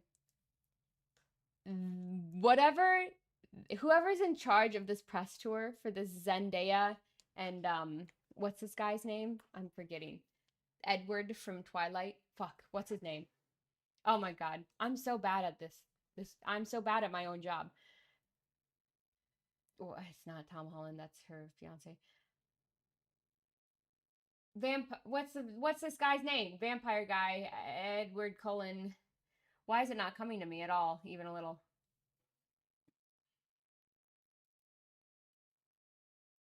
Robert Pattinson. Whoever's been in charge of the press tour for Zendaya and Robert Pattinson needs to be fired, because I had neutral to this guy's kind of funny feelings about Robert Pattinson before this press tour, and every time he opens up his mouth, I'm starting to dislike him more. And at this point, I think he's kind of insufferable. That's my hot take. I think, because at first he was like funny. I saw some clips of him where he's like, where he's out here like acting like he's hot shit and being like, oh, I love taking jobs from Gen Z and things like that. And I was like, it's funny. It's topical. But now the more they go through this press tour, the more I'm like, he's kind of annoying. Can I say... First of all, I think that it's a safe thing to say, because if a woman even had half the audacity as this man in this press tour, she would be canceled straight to hell. Remember what's her name, who was like getting canceled because she was like, I love eating pizza, and they were like, we're kind of tired of her, she's annoying. The Hunger Games girl.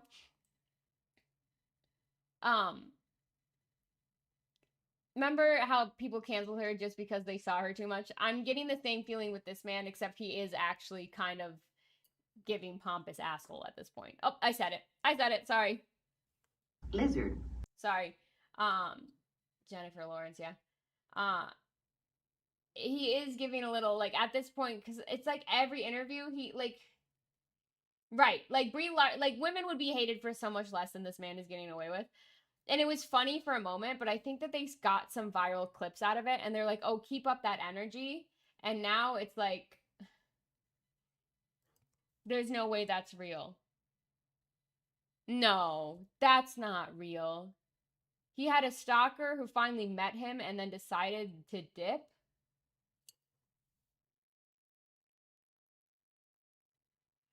That's like when I was younger growing up, younger when we were growing up, we'd like rage bait our mom with those questions, and we'd be like, what would you do if we got kidnapped? And my mom would always just be like, nothing, because I know they would bring you back in a few hours. She was like, and you'd be home fine by dinner. You'd be home safe, trust me, eventually. Your biggest problem would be walking home. Um,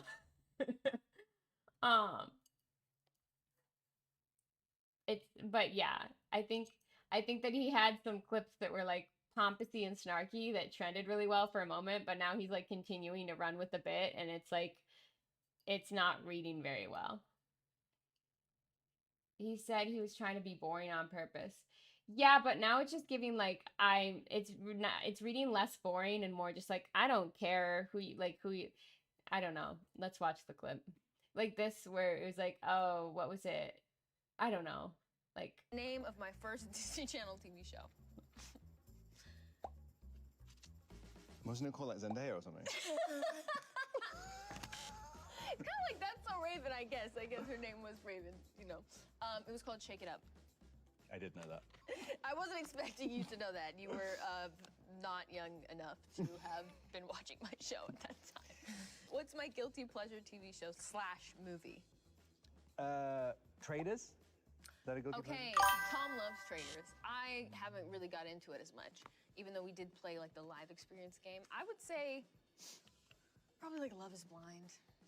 What was the I also don't know why they I keep seeing clips of him and Zendaya doing like these like we're besties interviews, and then he doesn't know any of the answers, and it's like stop sending them on these. He doesn't know anything about her, and it's just hard to watch. Like they don't know each other clearly. And then the energy is weird because he's giving off this like kind of like this boring, bland, cold energy, and she's a radiant ray of sunshine. And so like you love her, and then you put that next to her and it looks so much worse. You know what I mean? The CEO of OpenAI recently reacted to one of my videos, so I'm gonna have AI react to his reaction of it, and put what he said to the test. Hey, so I'm gonna run a mile, and you keep track of the time for me, okay? Absolutely, I'm ready when you are. Just let me know when you start. Okay, and I'll keep track and of that's time for you. and that's something you're capable of doing. Yes, I can absolutely keep track of time for you. While we're on this call, I can Okay, use my. and you're not lying? No, I'm not lying. It's honestly just a basic part of what I can do. I'll track it as precisely as possible. Okay, well, before you do that, who's this on the screen to you? I see a person on your screen who looks a lot like Sam Altman. He's known for his role. Yeah, it's your creator.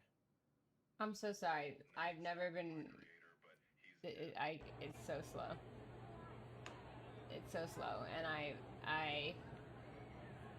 I'm not locked in, chat.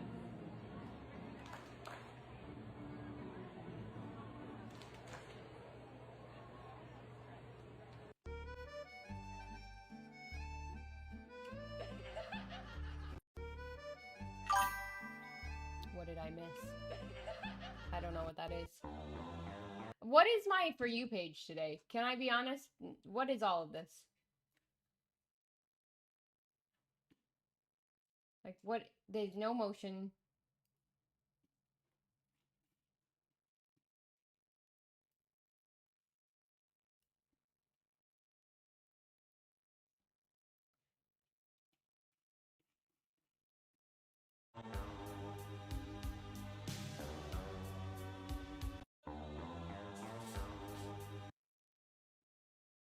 I don't know. I don't.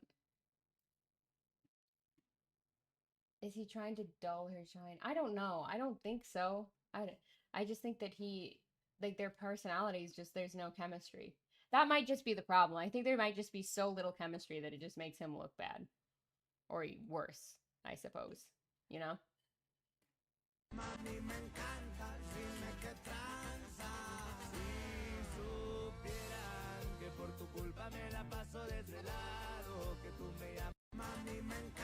I love a big dress. Juice. It was a great idea coming here. So, listen, I noticed that you had that Palestinian flag in your bio. I didn't take you for pro-Palestine, let alone a leftist. That's something you like actually believe in? Yeah. I don't need to relive the horrors of Tinder dating. I don't even know. I was in a plane accident. I was like the only survivor, so I didn't fly for 20 years. Damn, I didn't know that. Damn, Yeah. I forgot about that lore. everywhere. Yeah, we For took real? boats from like New York to London. Nah, that would traumatize me too. Yeah. What made you not fly for so long? Honestly, like, impressive that anyone who's ever been in a plane crash got back on a plane at some point. Because the way I would never be seen on a plane again. That you would not be catching me flying. I would like to give you something that I have for you before I move over. All right. This is People rarely do I don't want to make a big deal out of it, but Should I open it up? yeah. This is for you. Hotel. No, don't say where I'm staying. Come on.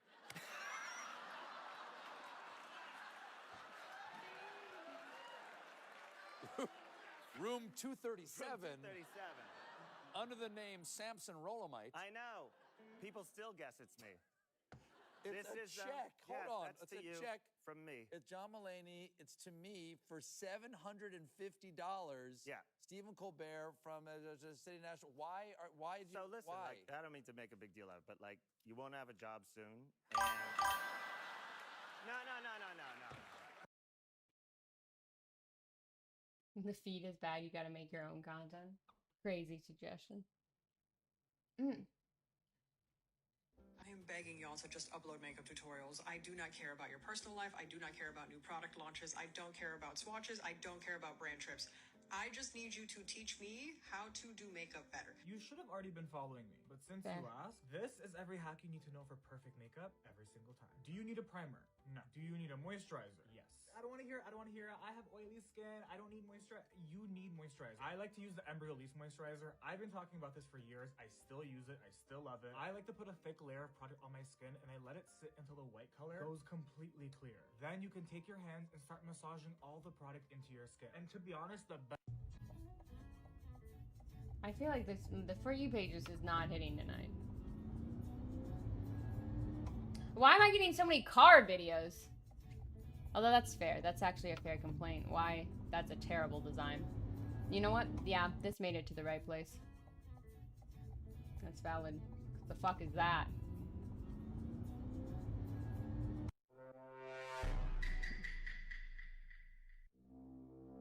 I've never even played Roblox. Miss Rabbit has fainted. Miss Rabbit has fainted again. You confused. Mama, I'm not confused. So why are you gay? Get ready with me while What am I tell getting you sent? about how the pay-to-play MAGA influence campaigns work. For those who don't know, my name is Ashley St. Clair, and I was involved in MAGA politics and was a MAGA influencer for almost a decade. Isn't Ashley St. Clair the one who had a baby with Elon Musk? Am I fucking losing it?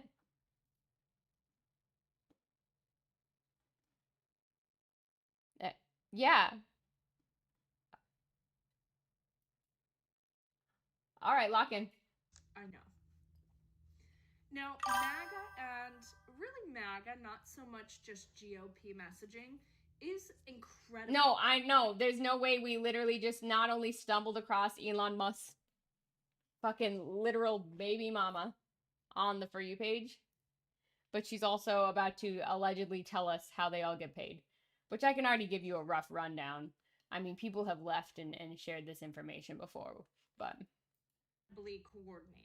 And I was initiated into this very young, about 19 years old, when I was first brought on to Turning Point.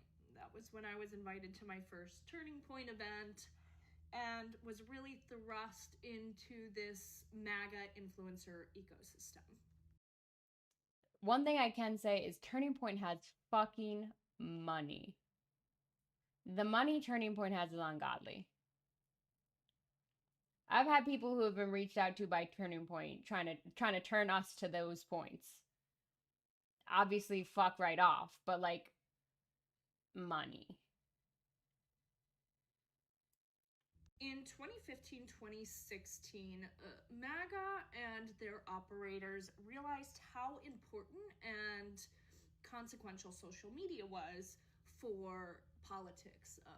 This really started during the Obama years when they harnessed the internet and email campaign messaging, and then MAGA took it to the next level with things like Cambridge Analytica and coordinated messaging on sites like Twitter.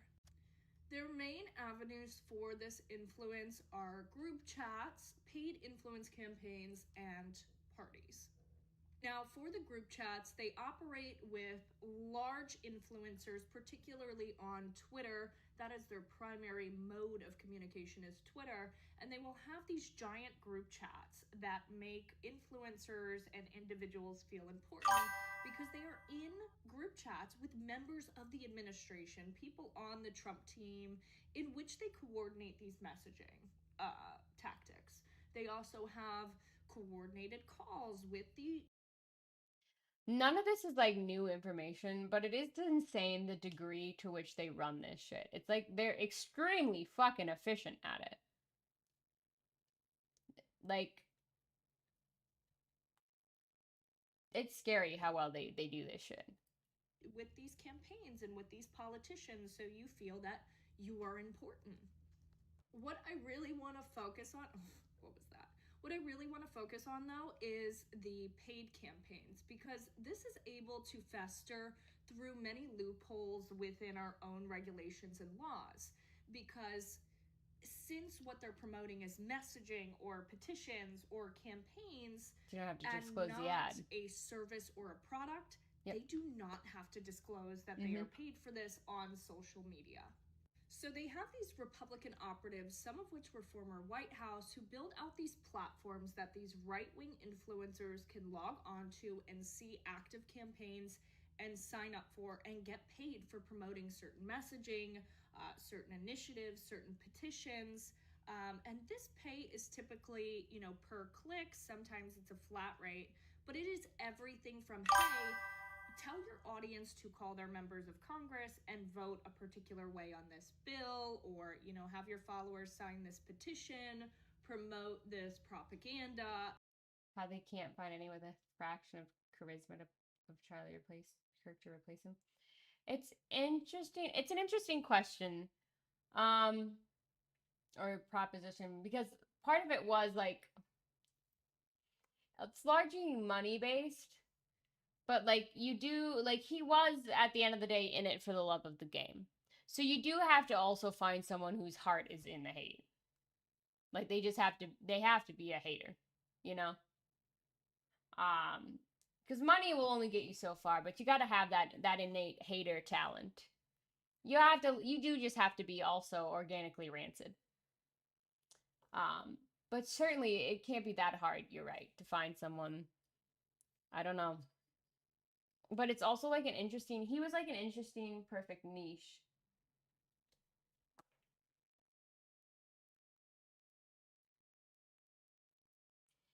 Sorry. He was an interesting, like, niche.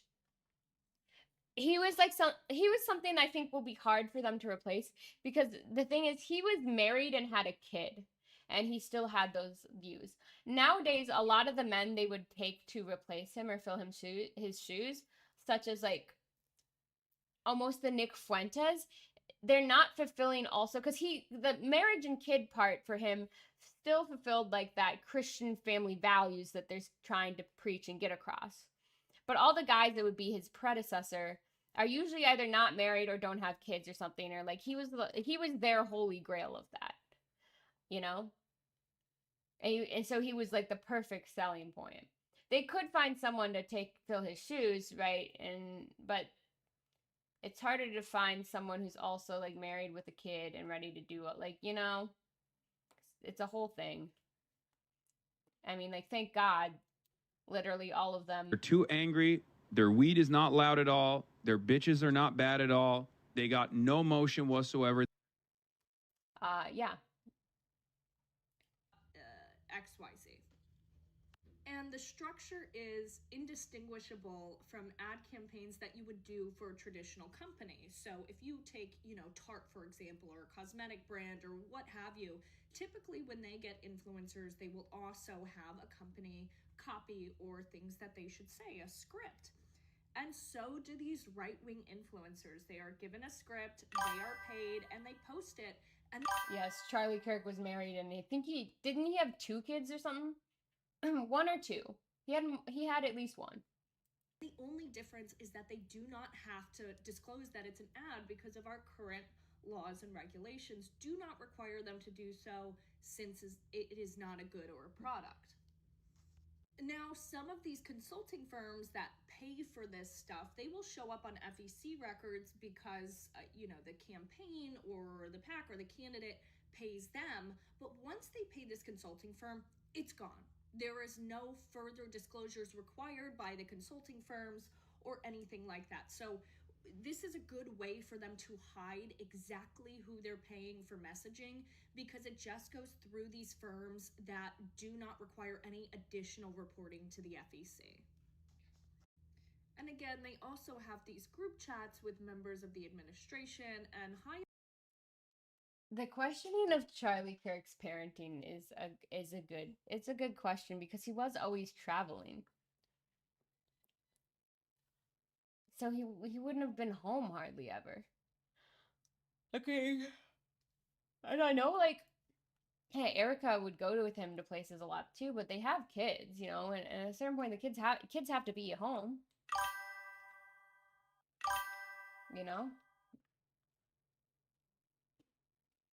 Who's one streamer you would not collab with? Jack Doherty. Ooh, why? I just think that he'll do anything for a clip, and this shit is not that serious, Yeah, facts. That's kind of how I feel with every streamer. Right. I was scared to stream with Neon. Were you? Yeah, because, I don't like being put in weird positions. But then Neon turned out to be so cool. Nah, Neon's actually my friend off stream. He's so nice. I love this dude. Wasn't expecting it. I told him that. Isn't Neon with Daniela, though, guys? Let's be real. How do you feel about that? I don't know. I think she's gorgeous, though. When I got the internet, it was on CD.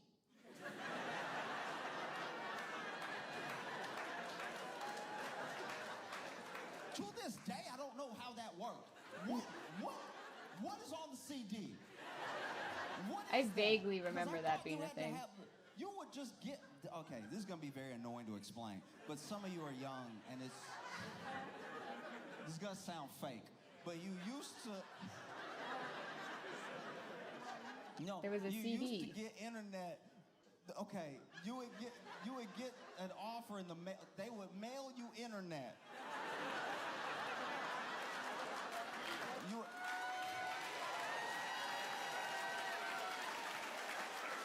You would open the mail and it would be internet in the mail, but it'd be a CD. A CD. A compact disc would have the internet on it.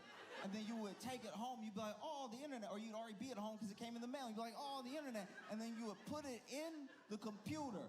And for whatever reason, you got like 30 hours of internet, which was a lot back then. I know y'all use it up in a day today, but 30 hours used to be a lot of internet. And you would surf the web. It was called surfing. We had a name for the World Wide Web. That's where the WWW comes from.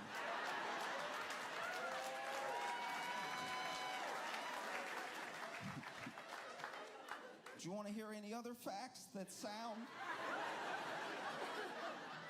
like they're from the Middle Ages? Yeah, you used to get internet from the disk, and then you would put the internet in the computer, and then you would have internet.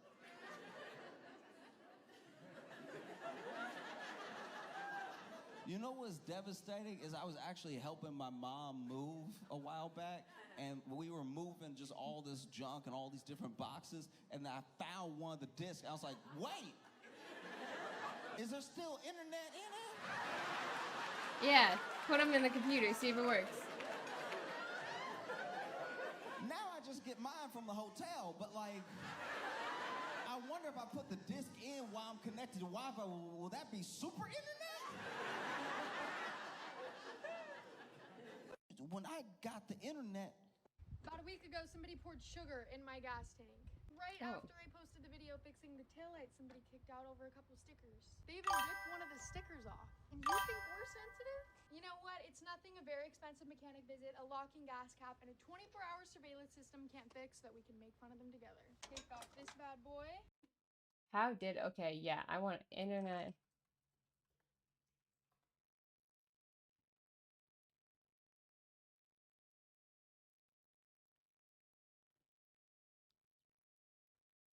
I googled internet DVD and nothing even came up. This is boomer lore so deep that they don't even have records of it on the current internet. Either that or big internet was like, we can't let them know. We can't let the new generation know that we used to have this shit in cereal boxes. They have to pay. We cannot. They don't want that shit getting out, so they never let it. They never let it come to the first internet.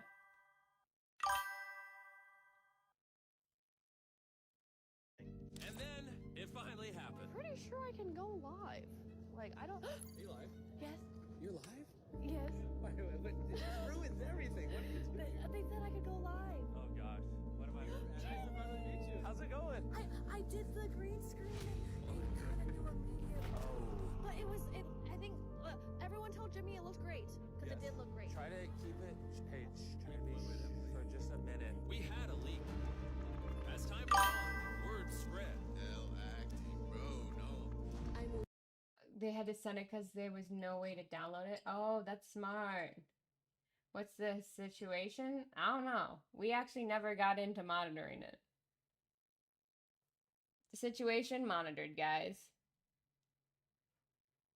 That's my boy. I can't read. I'm just like you. Guys, we nailed monitoring today. Some things around. Some people We watched one thirst trap. I got bored and then we switched to watching other things. So confused that they didn't even think the rooms were real. Guys, what is an AI background? Sus. Nothing is sus. Holy green screen. This is not a green screen. I have to hand it to the streamers. It's a green screen. So how do I pick up the shoe in a green screen? They tried to keep the secret any way they could. How can I pick up a Justin Jefferson jersey? Stop saying it's a green screen. If you say that one more time, I will threaten one of you. I figured it was about time I said hi to the viewers.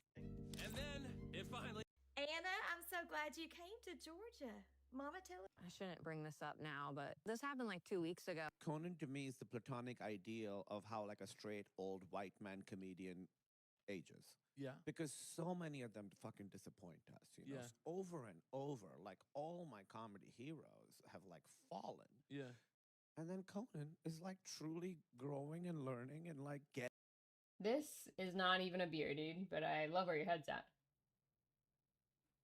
That should be me. Holding your hand. That should be me. Make you laugh. That should be me. This is so sad. That should be me. That should be me. That should be me. Holding your. That should be me. Holding your hand. Oh my goodness. That should be me. Making you laugh. Oh my goodness. Thank you. Where's your cup? That's why. Reason 235,073. In the shower? In the shower. At that point, kid, pour your own juice. Figure it out. Oh my god, I was nannying a kid once. And that kid was, like, he was grown, roughly, as far as kids go. He was a grown child, mind you, we'll say. He was like, I think he was like 8 or 9 years old.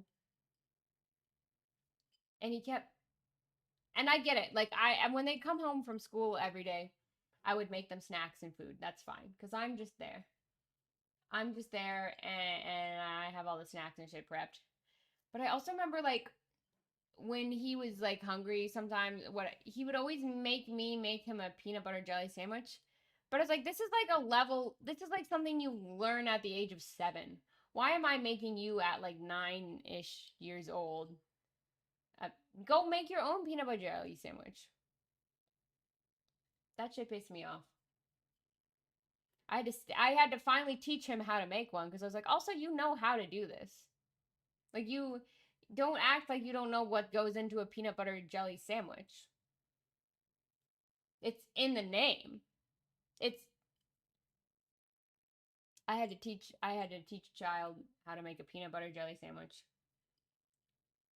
because his parents never let him.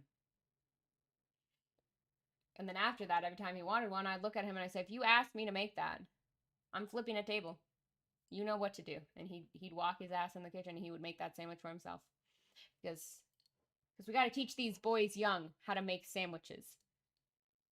So they're not just sitting around asking women to make them a sandwich.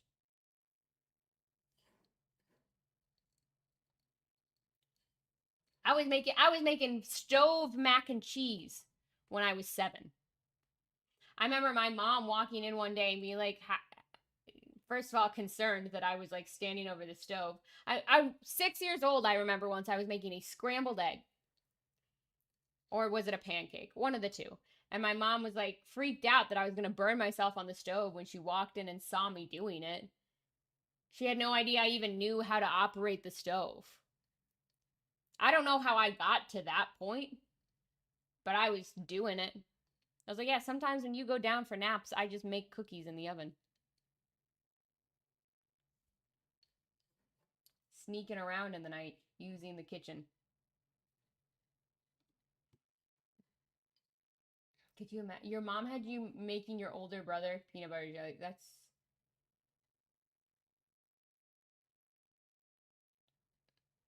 disrespectful.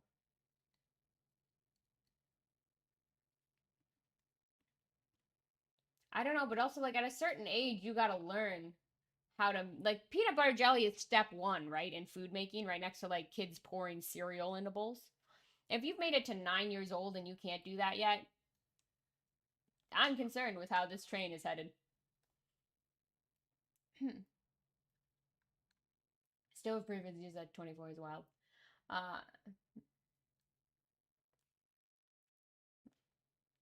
No, and that's what I'm saying. I was like, I know that you know how to do this. Because I've seen you do much harder tasks, and you know what's in this, and you make me make you one every single day. Right? Because I remember him asking me at one point, and me just looking at him and being like, what are you doing? And then he was looking at me, and I looked at him, and he looked at me, and I looked at him, and he looked at me, and we were both, and he was like, what? You go, I'm hungry. And I said, okay. And he's like, well, I want a peanut butter jelly sandwich. And I said, and that is my problem. Right now, I'm playing with your sister. We're working on this project. I hear that you're hungry. Go solve that issue. Problem solving skills. You're learning them right now on the job. He went into the kitchen and I stood there and watched him make it. He looked confused the whole time, but guess what? Was it the worst constructed peanut butter jelly sandwich anyone's ever seen? Yes. But the next time he did better.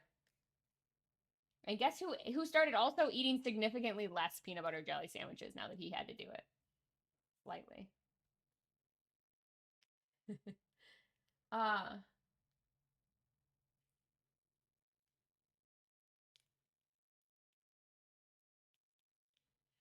No, yeah. That was one of those moments where it's like, I fully know you are capable of this, so I'm going to refuse to do it for you, and you're going to have to figure it out. Like, if it was a scrambled egg or something, I don't want that kid working the stove. Not on my watch. not on. Mom and dad are not coming home to stove burns when I was in charge. I will eat a peanut butter jelly sandwich every day. I'm at 1 a.m. I'm in the kitchen. I'm eating a peanut butter jelly sandwich.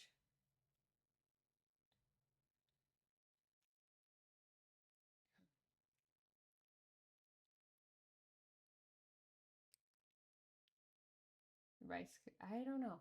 I don't know if I've ever actually made rice. I don't eat rice much unless I eat it like at restaurants, I guess. I'm not living life to the fullest.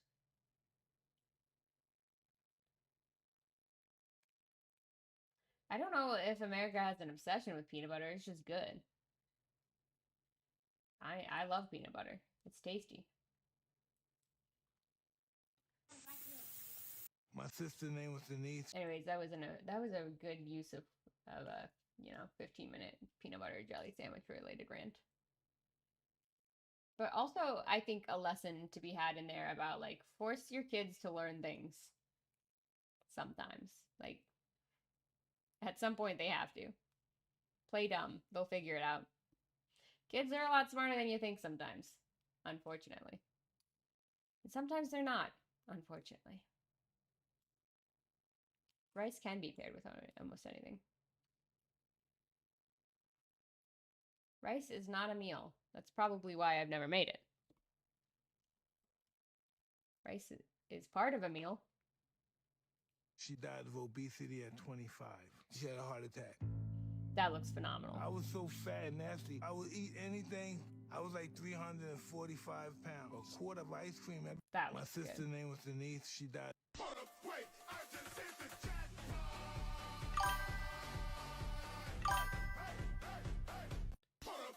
Why did the alerts decide to just start again randomly?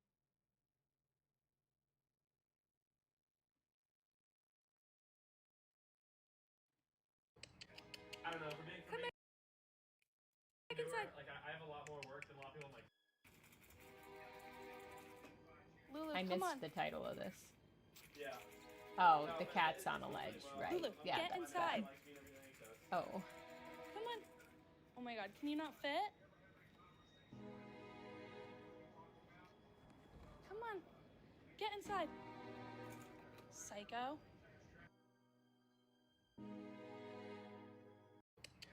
I don't know. For being Come back inside. Like I have a lot more work than a lot of people. Like, Wouldn't we all like to know? Cards real quick.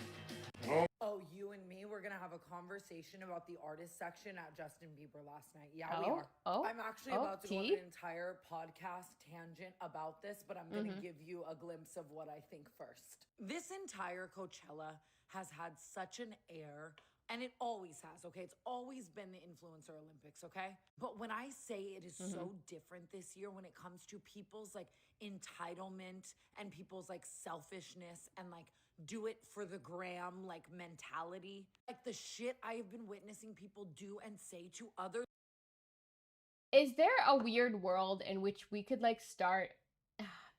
We need to figure out a safe way to ban phones at like concerts and festivals and stuff, you know? Like I understand there's a safety aspect where you need a phone, but also like, you know, it's like when you go to like comedy shows and stuff and they lock your phone in those little baggies. Because I truly do, I listen, I've never been to Coachella. Would it be cool to go someday? Not really even anymore. Like, I'm not saying it's off the table for me for the rest of forever, but like, I think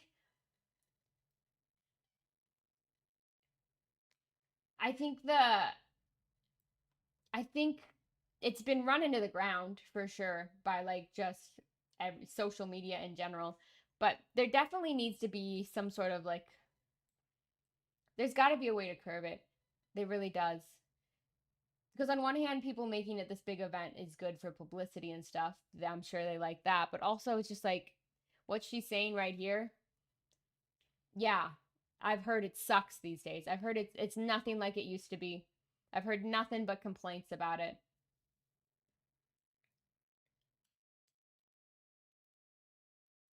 I don't know. This is the situation we need to monitor as a society. We need to find a solution. I need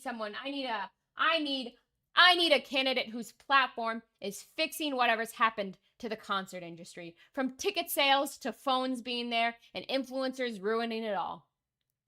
Put that on your platform. Make that your key issue. We're in. Thank you for coming to my TED Talk. Yeah, I have heard nothing but terrible things about Coachella and influencers ruining it this year, apparently. And not even this year. Influencers ruining it for the past several years. It just sounds like it sucks these days. That's why I wanted to go to Lollapalooza just because my friends were going. I've never been to a festival before at all. And at this point, Lollapalooza just kind of sounds at this point like Coachella used to be a little bit, but also maybe more chill. And also Baby No Money's at Lollapalooza. Sorry, Charlie XCX as well. I'm not a huge Charlie fan, but like I fuck with the vibes, obviously. I'm definitely not a fan.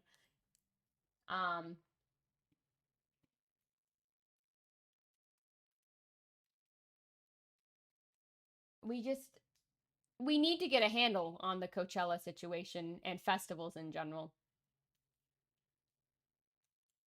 Now I don't know what I'm trying to think, like, what is the solution to this? It's just been turned into one weird big dick contest with influencers. I haven't even heard about the artists really besides Sabrina Carpenter.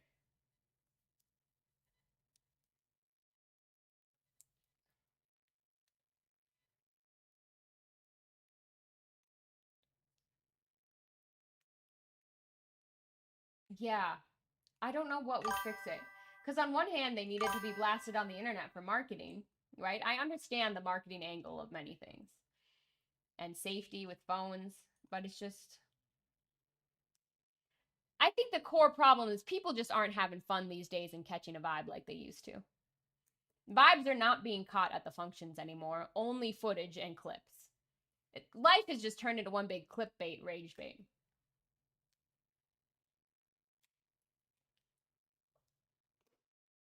They're too angry. Their weed is not loud at all. Their bitches are not bad at all. They got no motion whatsoever. I think Happy Feet is one of the most politically I wanted important to watch the movies. rest of that. Oh, you and me, we're gonna have 6 whole minutes. the gram. I don't think we can make it that far. Like the shit I have been witnessing people do and say Can to we fast other forward it? living, breathing human beings is so disgusting. And it's like the second someone gets an artist band on them, I swear to God, this year more than ever though, they're like, I'm Jeff Bezos. I woke up today and I'm Jeff Bezos / Kendall Jenner as a baby.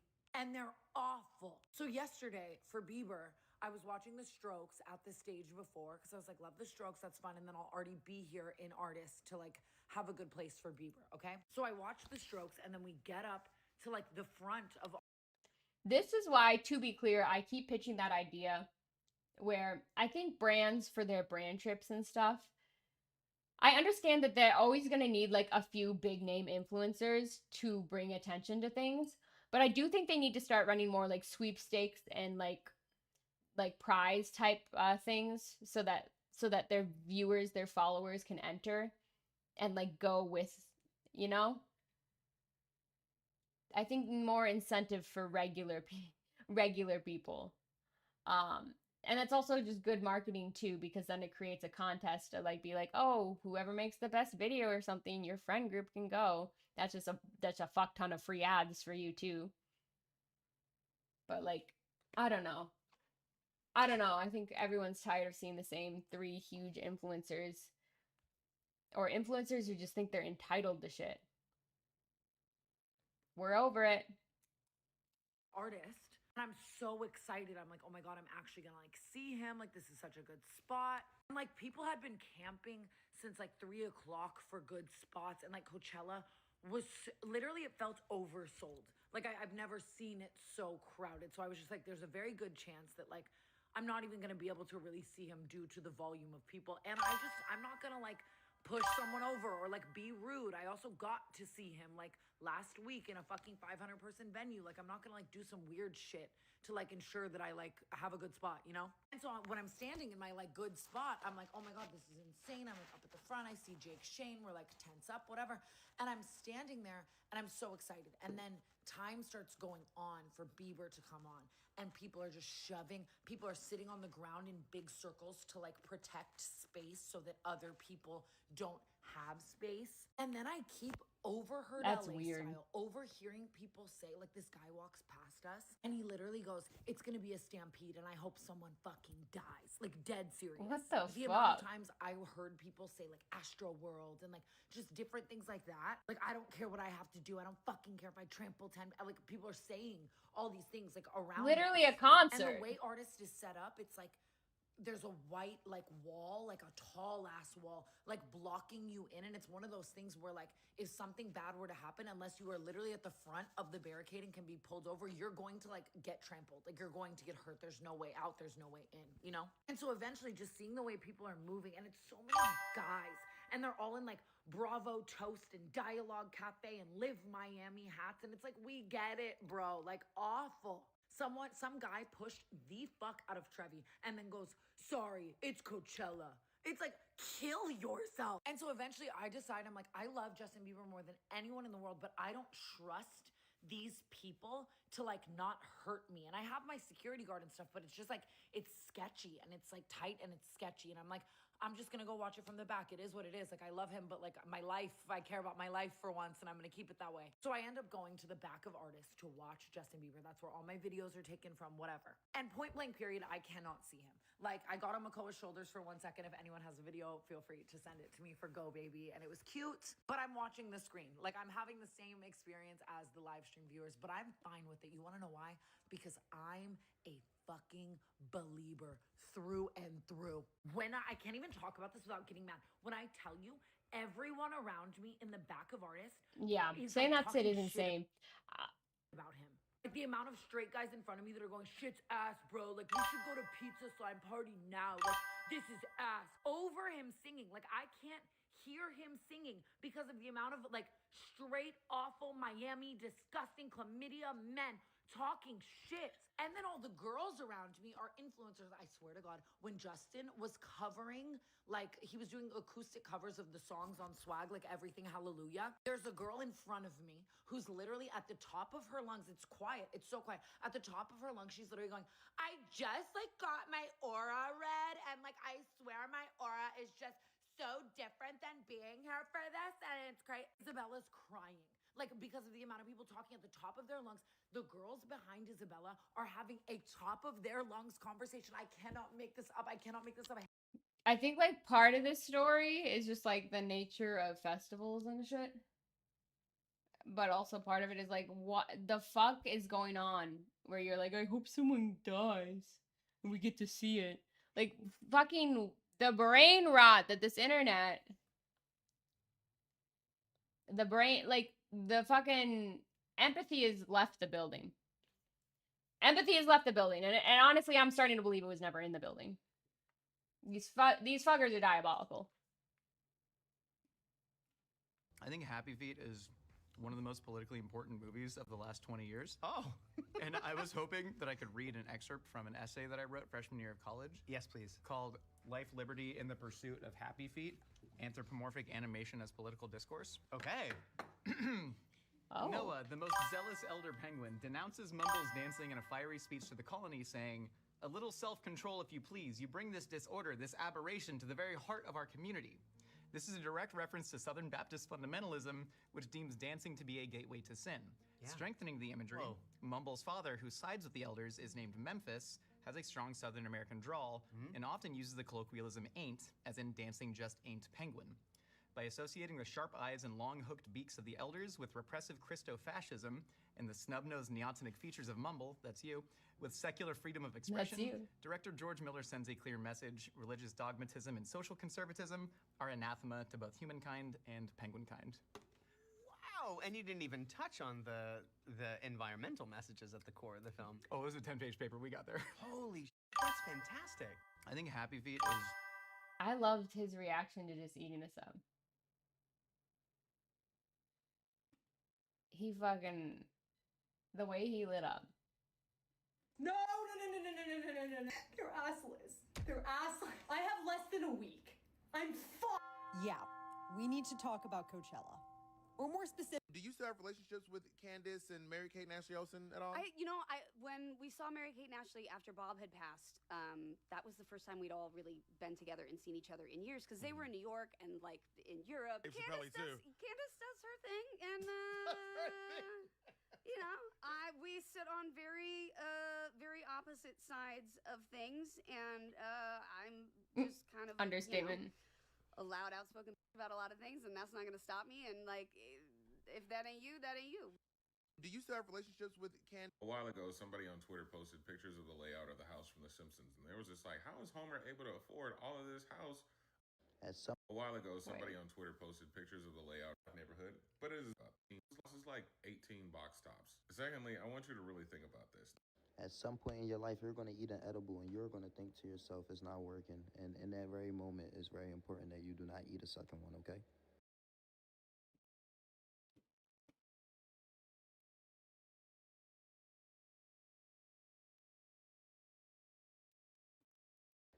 At some point in your life, you're going to eat an edible and you're going to think to yourself, it's not working. And in that very moment, it's very important.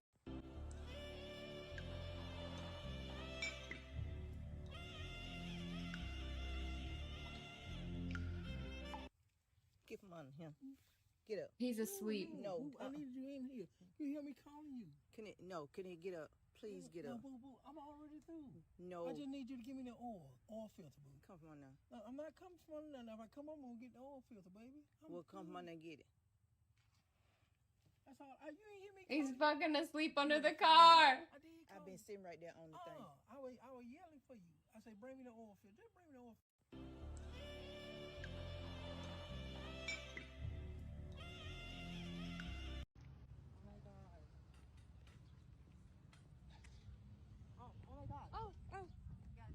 Okay.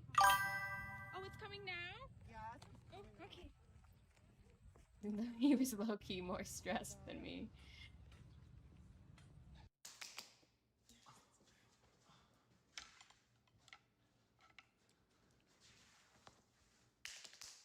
It's too quiet. They were segregated. No one's ever asked me about the cost of housing. No one's asked me about the cost of prescription drugs. No one's asked me about the cost of childcare. The only thing the media wants to ask me about are trans athletes. And so what I would say is that the only minority destroying this country is the billionaires. Trans people are 1% of the population. Undocumented people are 1% of the population. Muslims are 1% of the population. We are all focused on the wrong 1%. Trans people aren't taking away our health care. Undocumented people aren't defunding our schools. Muslims aren't cutting taxes for themselves and their rich friends. It's the billionaires and their puppet politicians. And so we need not only Not the the media, soundboard. but all of us to focus on the real problem at hand. Someone on the team has studied your boy a little bit. Maybe the staffers saw the Theo Vaughn episode. Yeah. Because he was like, yes, you're angry. I'm angry too. Why What are do you we- angry? Because DEI, because What was trans this people, joke? because undocumented immigrants. Undocumented immigrants aren't your fucking landlord. They're not the one who's raising the price of rent. They don't own. That's the- my they boy. don't own the mega That's my corporations. freaking They're boy sitting- right they're there. Sitting at the board of BlackRock. You know what I mean? It's not a Guatemalan migrant that's sitting at the board of BlackRock purchasing all the fucking houses. Gotta defend the billionaire. Obviously, you know, gotta defend those billionaires for that day we all become billionaires. Totally right. Obviously. Bar for bar from James Tallarico, just saying. This was almost a year ago. So whoever is the fucking staffer that hit those bars and made James Tallarico say those words, respect. Good. Which is exactly how those fucking rage bait ass questions need to be handled. Like, stop engaging in the fucking weird, clickbaity, like, trans related questions and interviews. He nailed it. Like, yeah, we're focused on the wrong group here. Focus on the fucking billionaires. She was in my sorority with me in college, and we're going to Coachella together, but I wanted to ask her if she knew I was gay in college. Yeah, I wrote a few things down. Number one is that she would make me and our other friends kiss in front of her to like practice before we would go out. She'd be like, you guys should practice kissing in case you meet someone. I felt like you guys... That's high-key weird as fuck. One gay to another. What? What?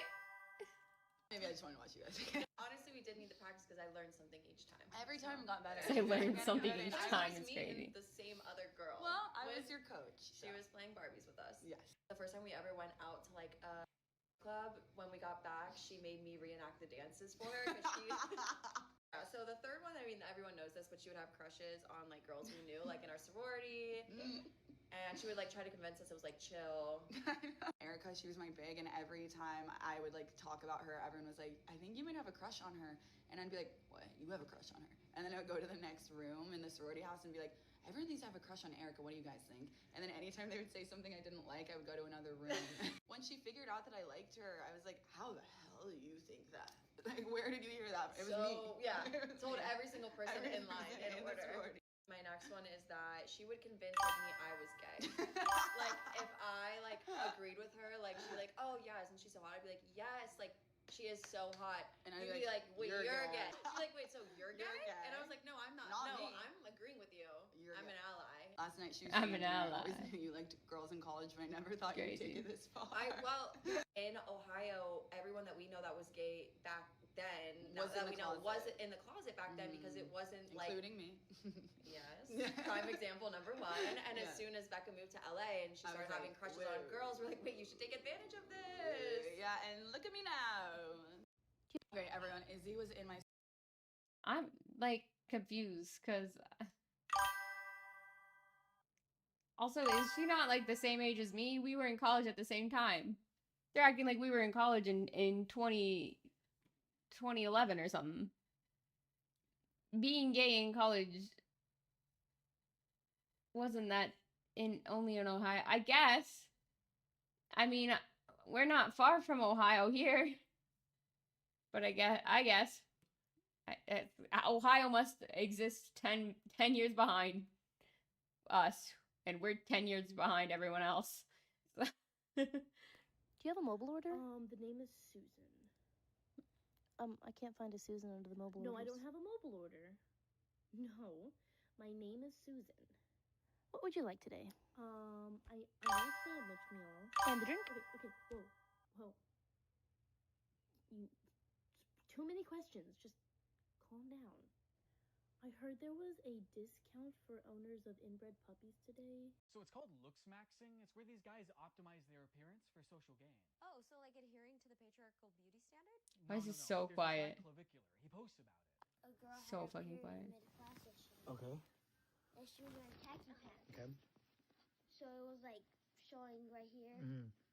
And then when she got up to go to the nurse, everyone was laughing at her. Mm-hmm.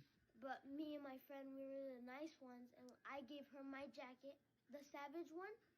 I gave her that one because it's black, so you can't see Did it. she ask you for it? No, I just said, here, use my jacket.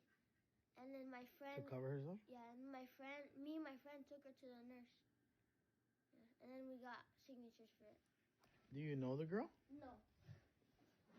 Nice. That's nice of you. That kid's 13. He looks like he's 7. Kids look like babies these days. After Princess Diana wore the revenge dress and shut down literally every front page in the country, you would think the last person to try to copy this look would be Camilla herself. And you would be wrong. If you have no idea what I'm talking about, I just did a full pop culture paint lesson on it, go watch it. In January of 1995, just 7 months after Princess Diana's revenge dress made every front page, Charles and Camilla made their first public outing as a couple. They attended the 50th birthday party of Camilla's sister Annabelle at the Ritz in London. The whole country was watching because after years of being a secret, being the other woman, her name being whispered in every single tabloid, Camilla was finally stepping out. And she showed up in an off-the-shoulder black dress with black tights, black heels, and a pearl choker with a gemstone pendant. He looks in the 7 middle, or 13 too. very That's fair. reminiscent of Diana's. Clearly the Temu version of this, but I think I look. regardless, I the entire country yeah. basically lost its I don't know. mind. It was almost item for item exact to what Diana wore to the Serpentine Gallery on June 29th, 1994. That's crazy. And everyone dubbed this the revenge dress because she wore it the night that Charles's documentary came out talking about his relationship with Camilla. It was kind of like a look what you're missing out on. For Camilla to show up in almost the exact outfit on the first public outing with her husband, as in Diana's husband, they were still together, So I have a question for you guys. I was on a plane yesterday, and I forgot. I know. Don't worry, it's not a plane No. story. You're fine. There's this gentleman. He's pushing who I assume to be his elderly father in a wheelchair. And I get on the plane. He's on my flight, and I see him in first class. And then I look back, and his dad is in a middle seat in coach that he wheeled onto the plane. And I thought, I was like, his elderly father next to your twinks. No. Surrounded. Having the time of his life, though. You say you young gentlemen are from San Francisco? You're so limber. They were a lot farther back in the plane. And I don't know this guy's situation. Maybe that guy was a shitty dad. Wait, is he saying that the dad was in like fucking the back and they were in first class? Did I hear that right? Right. Could have been a shitty dad. Right? I don't know. That's what I thought. I was like, maybe he's a shitty father. You're making so many crazy. assumptions But about I didn't know, everyone. so it wasn't my place. But I was like, is that a dick move to put your elderly father in a middle seat in the back? That's such a dick and move. you take the first class seat? I have a question for you guys. I was on a plane. You're both That's musically crazy. inclined. What is your duet that you're gonna do? Dang. Just in the movie? Let's say like we're replacing the credit scene with your song. What is it? That's a loaded question. That's a loaded question. I feel like I'd love to nominate myself for anytime you need a cameo vocalist. Really? Yeah. I'm a huge fan. Don't threaten me with a good time. I am threatening you right now. If it was me and I could choose any, like at the end of a movie, us doing "Time of My Life" would be probably because I That'd just be feel fucking like good. I just would love to hear. Are you him talking do about Who's doing the jump? the time of my life? And I never felt this way before. Dun, dun, dun, dun, dun. So wait, they're both locked in immediately. Yep, they're already. So, like, yeah, that would be really good. At the end of this movie too, pretty good. Was that Top Gun where that first came out? No, it was in the dance movie. The dance. it was Dirty Dancing. So one of you has to do the There we lift. go.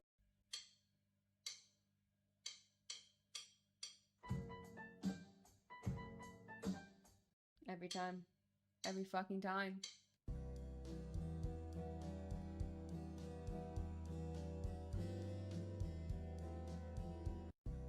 Real. That took me a second. It really did. We're not as sharp as we used to be. Oh, I wonder if my friends are on playing video games.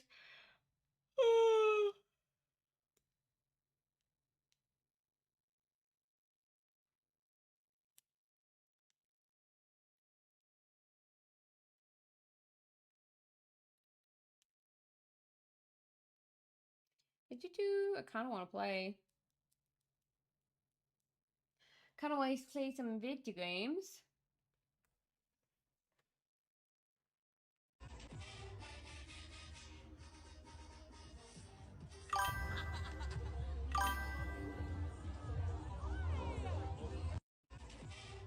I am unfamiliar with that.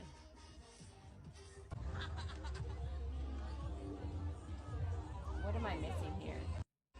How chopped and unk am I? I don't. They threw a ball and then there was a girl laughing. Oh, I didn't even see the yeah. Impressive they got a video. Though.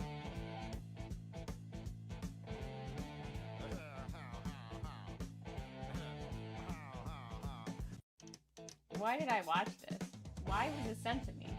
So, should we vote for Gavin Newsom in 2028? Well, let me just say, what the fuck are we doing having this conversation right now? The only reason I'm wading into this mess is because this constant war between liberals and leftists is actually worth talking about as we head into the midterms. Because in this debate, there is legitimacy on both sides of the argument.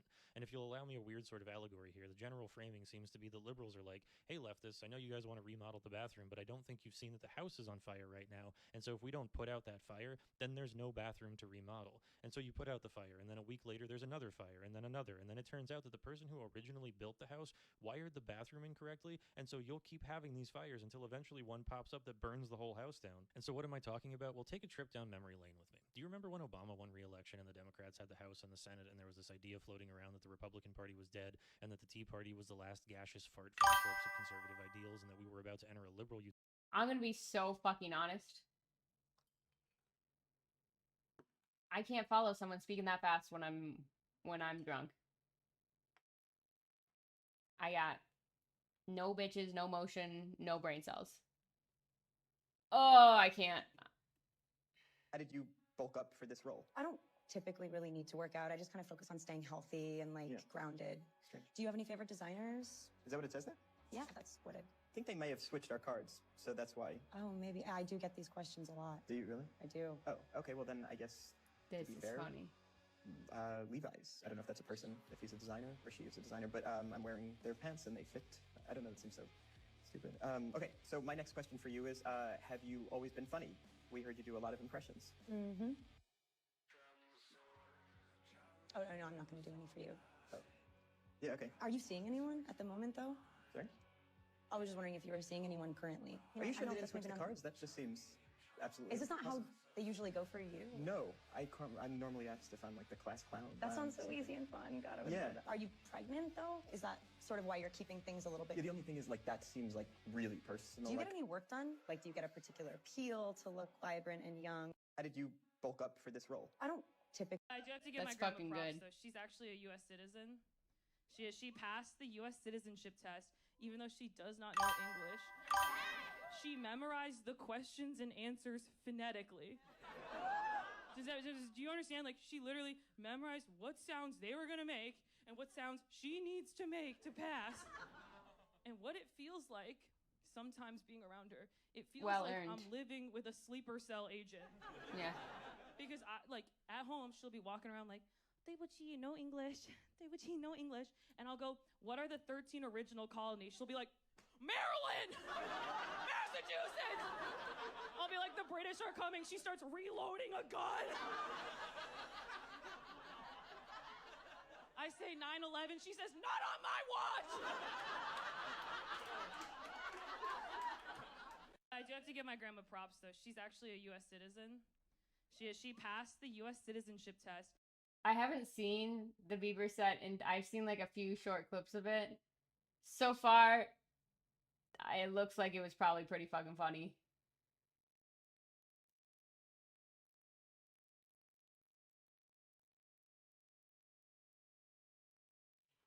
Correct. Bestie, that was the point. That's the point of the joke they were making in that video.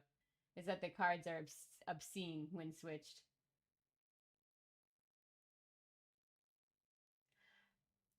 Hey, Queen, I have literally no business raising your son. And I have no interest I didn't have a child. But I wish you luck in that endeavor. That is not my fucking job. Good God. Let me tell you why I'm not going to Coachella. And I actually responded to this in a comment, but for some reason TikTok automatically deleted the comment, and it does that sometimes. But I'm not going because last year I went for the first time because Gaga was performing, and I always said I was only ever going to go if there was someone who I really wanted to go for, because as a sober person, music festivals, big events like that, Unless they can be someone I very really care about, overstimulating, I'm not even and there thinking are about still it. ways to have fun there without being It is on a generation anything. And there they are plenty- exist. That is true. And that being said, they have parents, and their parents should be raising them.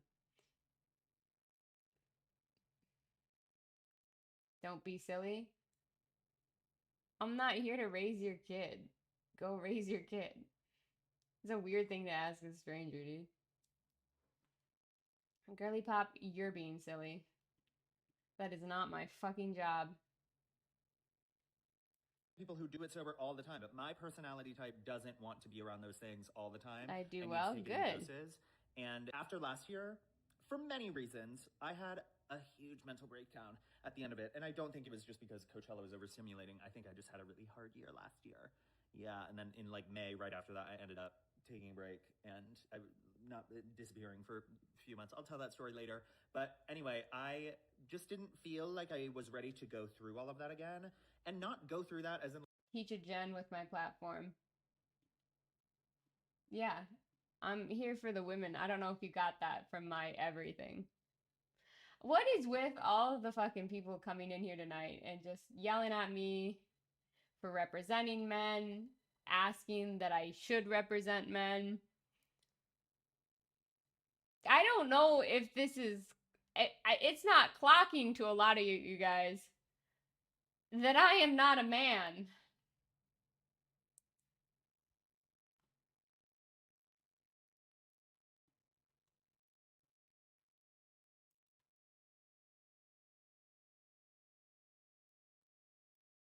it's just so hard, like, going to Coachella. I don't want to go through it as in, like, it's expensive to go. I have never said yes to a brand inviting me because that also comes with a lot of other things that you were going to have to do for that brand while you're there. And last year when I went, I wanted to go and I wanted to have fun. So I ended up paying for everything. And when you pay for everything, it's very expensive. So I didn't really want to do all of that. If you had a child, 50% chance it'll be a man. Cool. And if I went and jumped out the window right now, there's a good chance I wouldn't survive if I made that fall. However, I am not calling the ambulance right now because I'm not actively running for the window.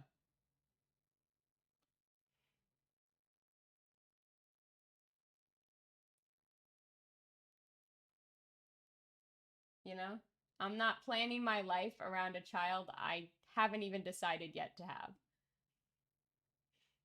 Right now, because I've also been... Men need to be taught. Correct. There's teachers that exist in the world for that.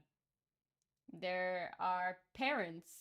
There are hundreds of thousands of other influencers who make that their entire life. Boys need to be guided not by the patriarchy. Correct.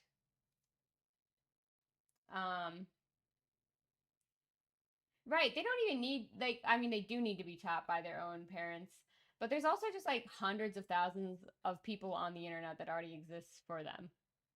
Some bad, many bad, obviously, but there's good people out there too. Go yell at them about how little they're doing. I don't know. I've never said that I don't want kids, I don't think.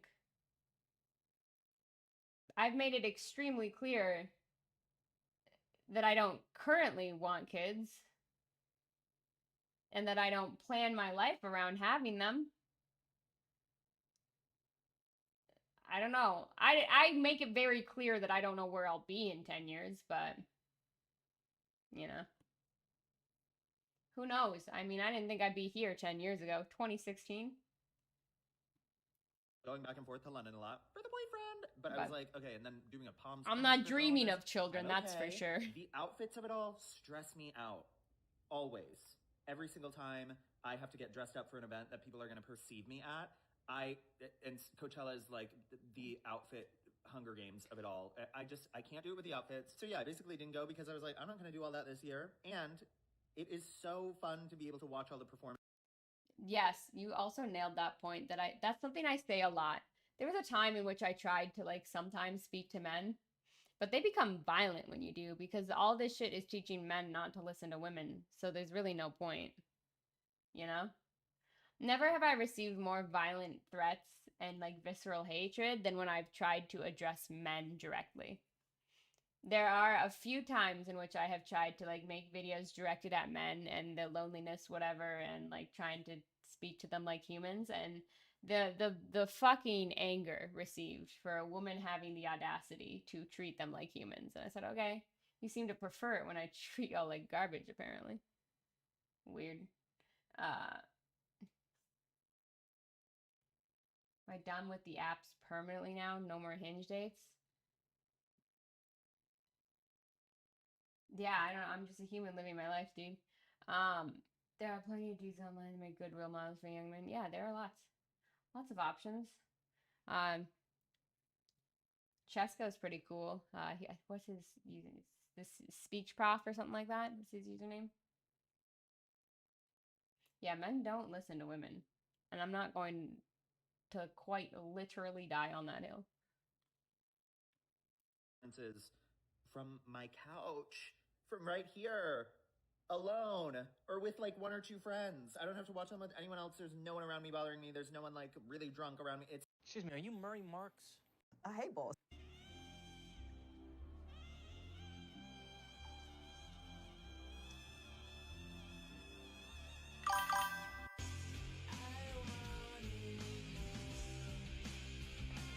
I don't know who Arthur Morgan is. I've never heard that name. The IRS took? I seen that. I didn't think it was true. I bought it for you. It's just not here today. But I got you. It's done. Gonzo Ross. Got you. $1. Wild.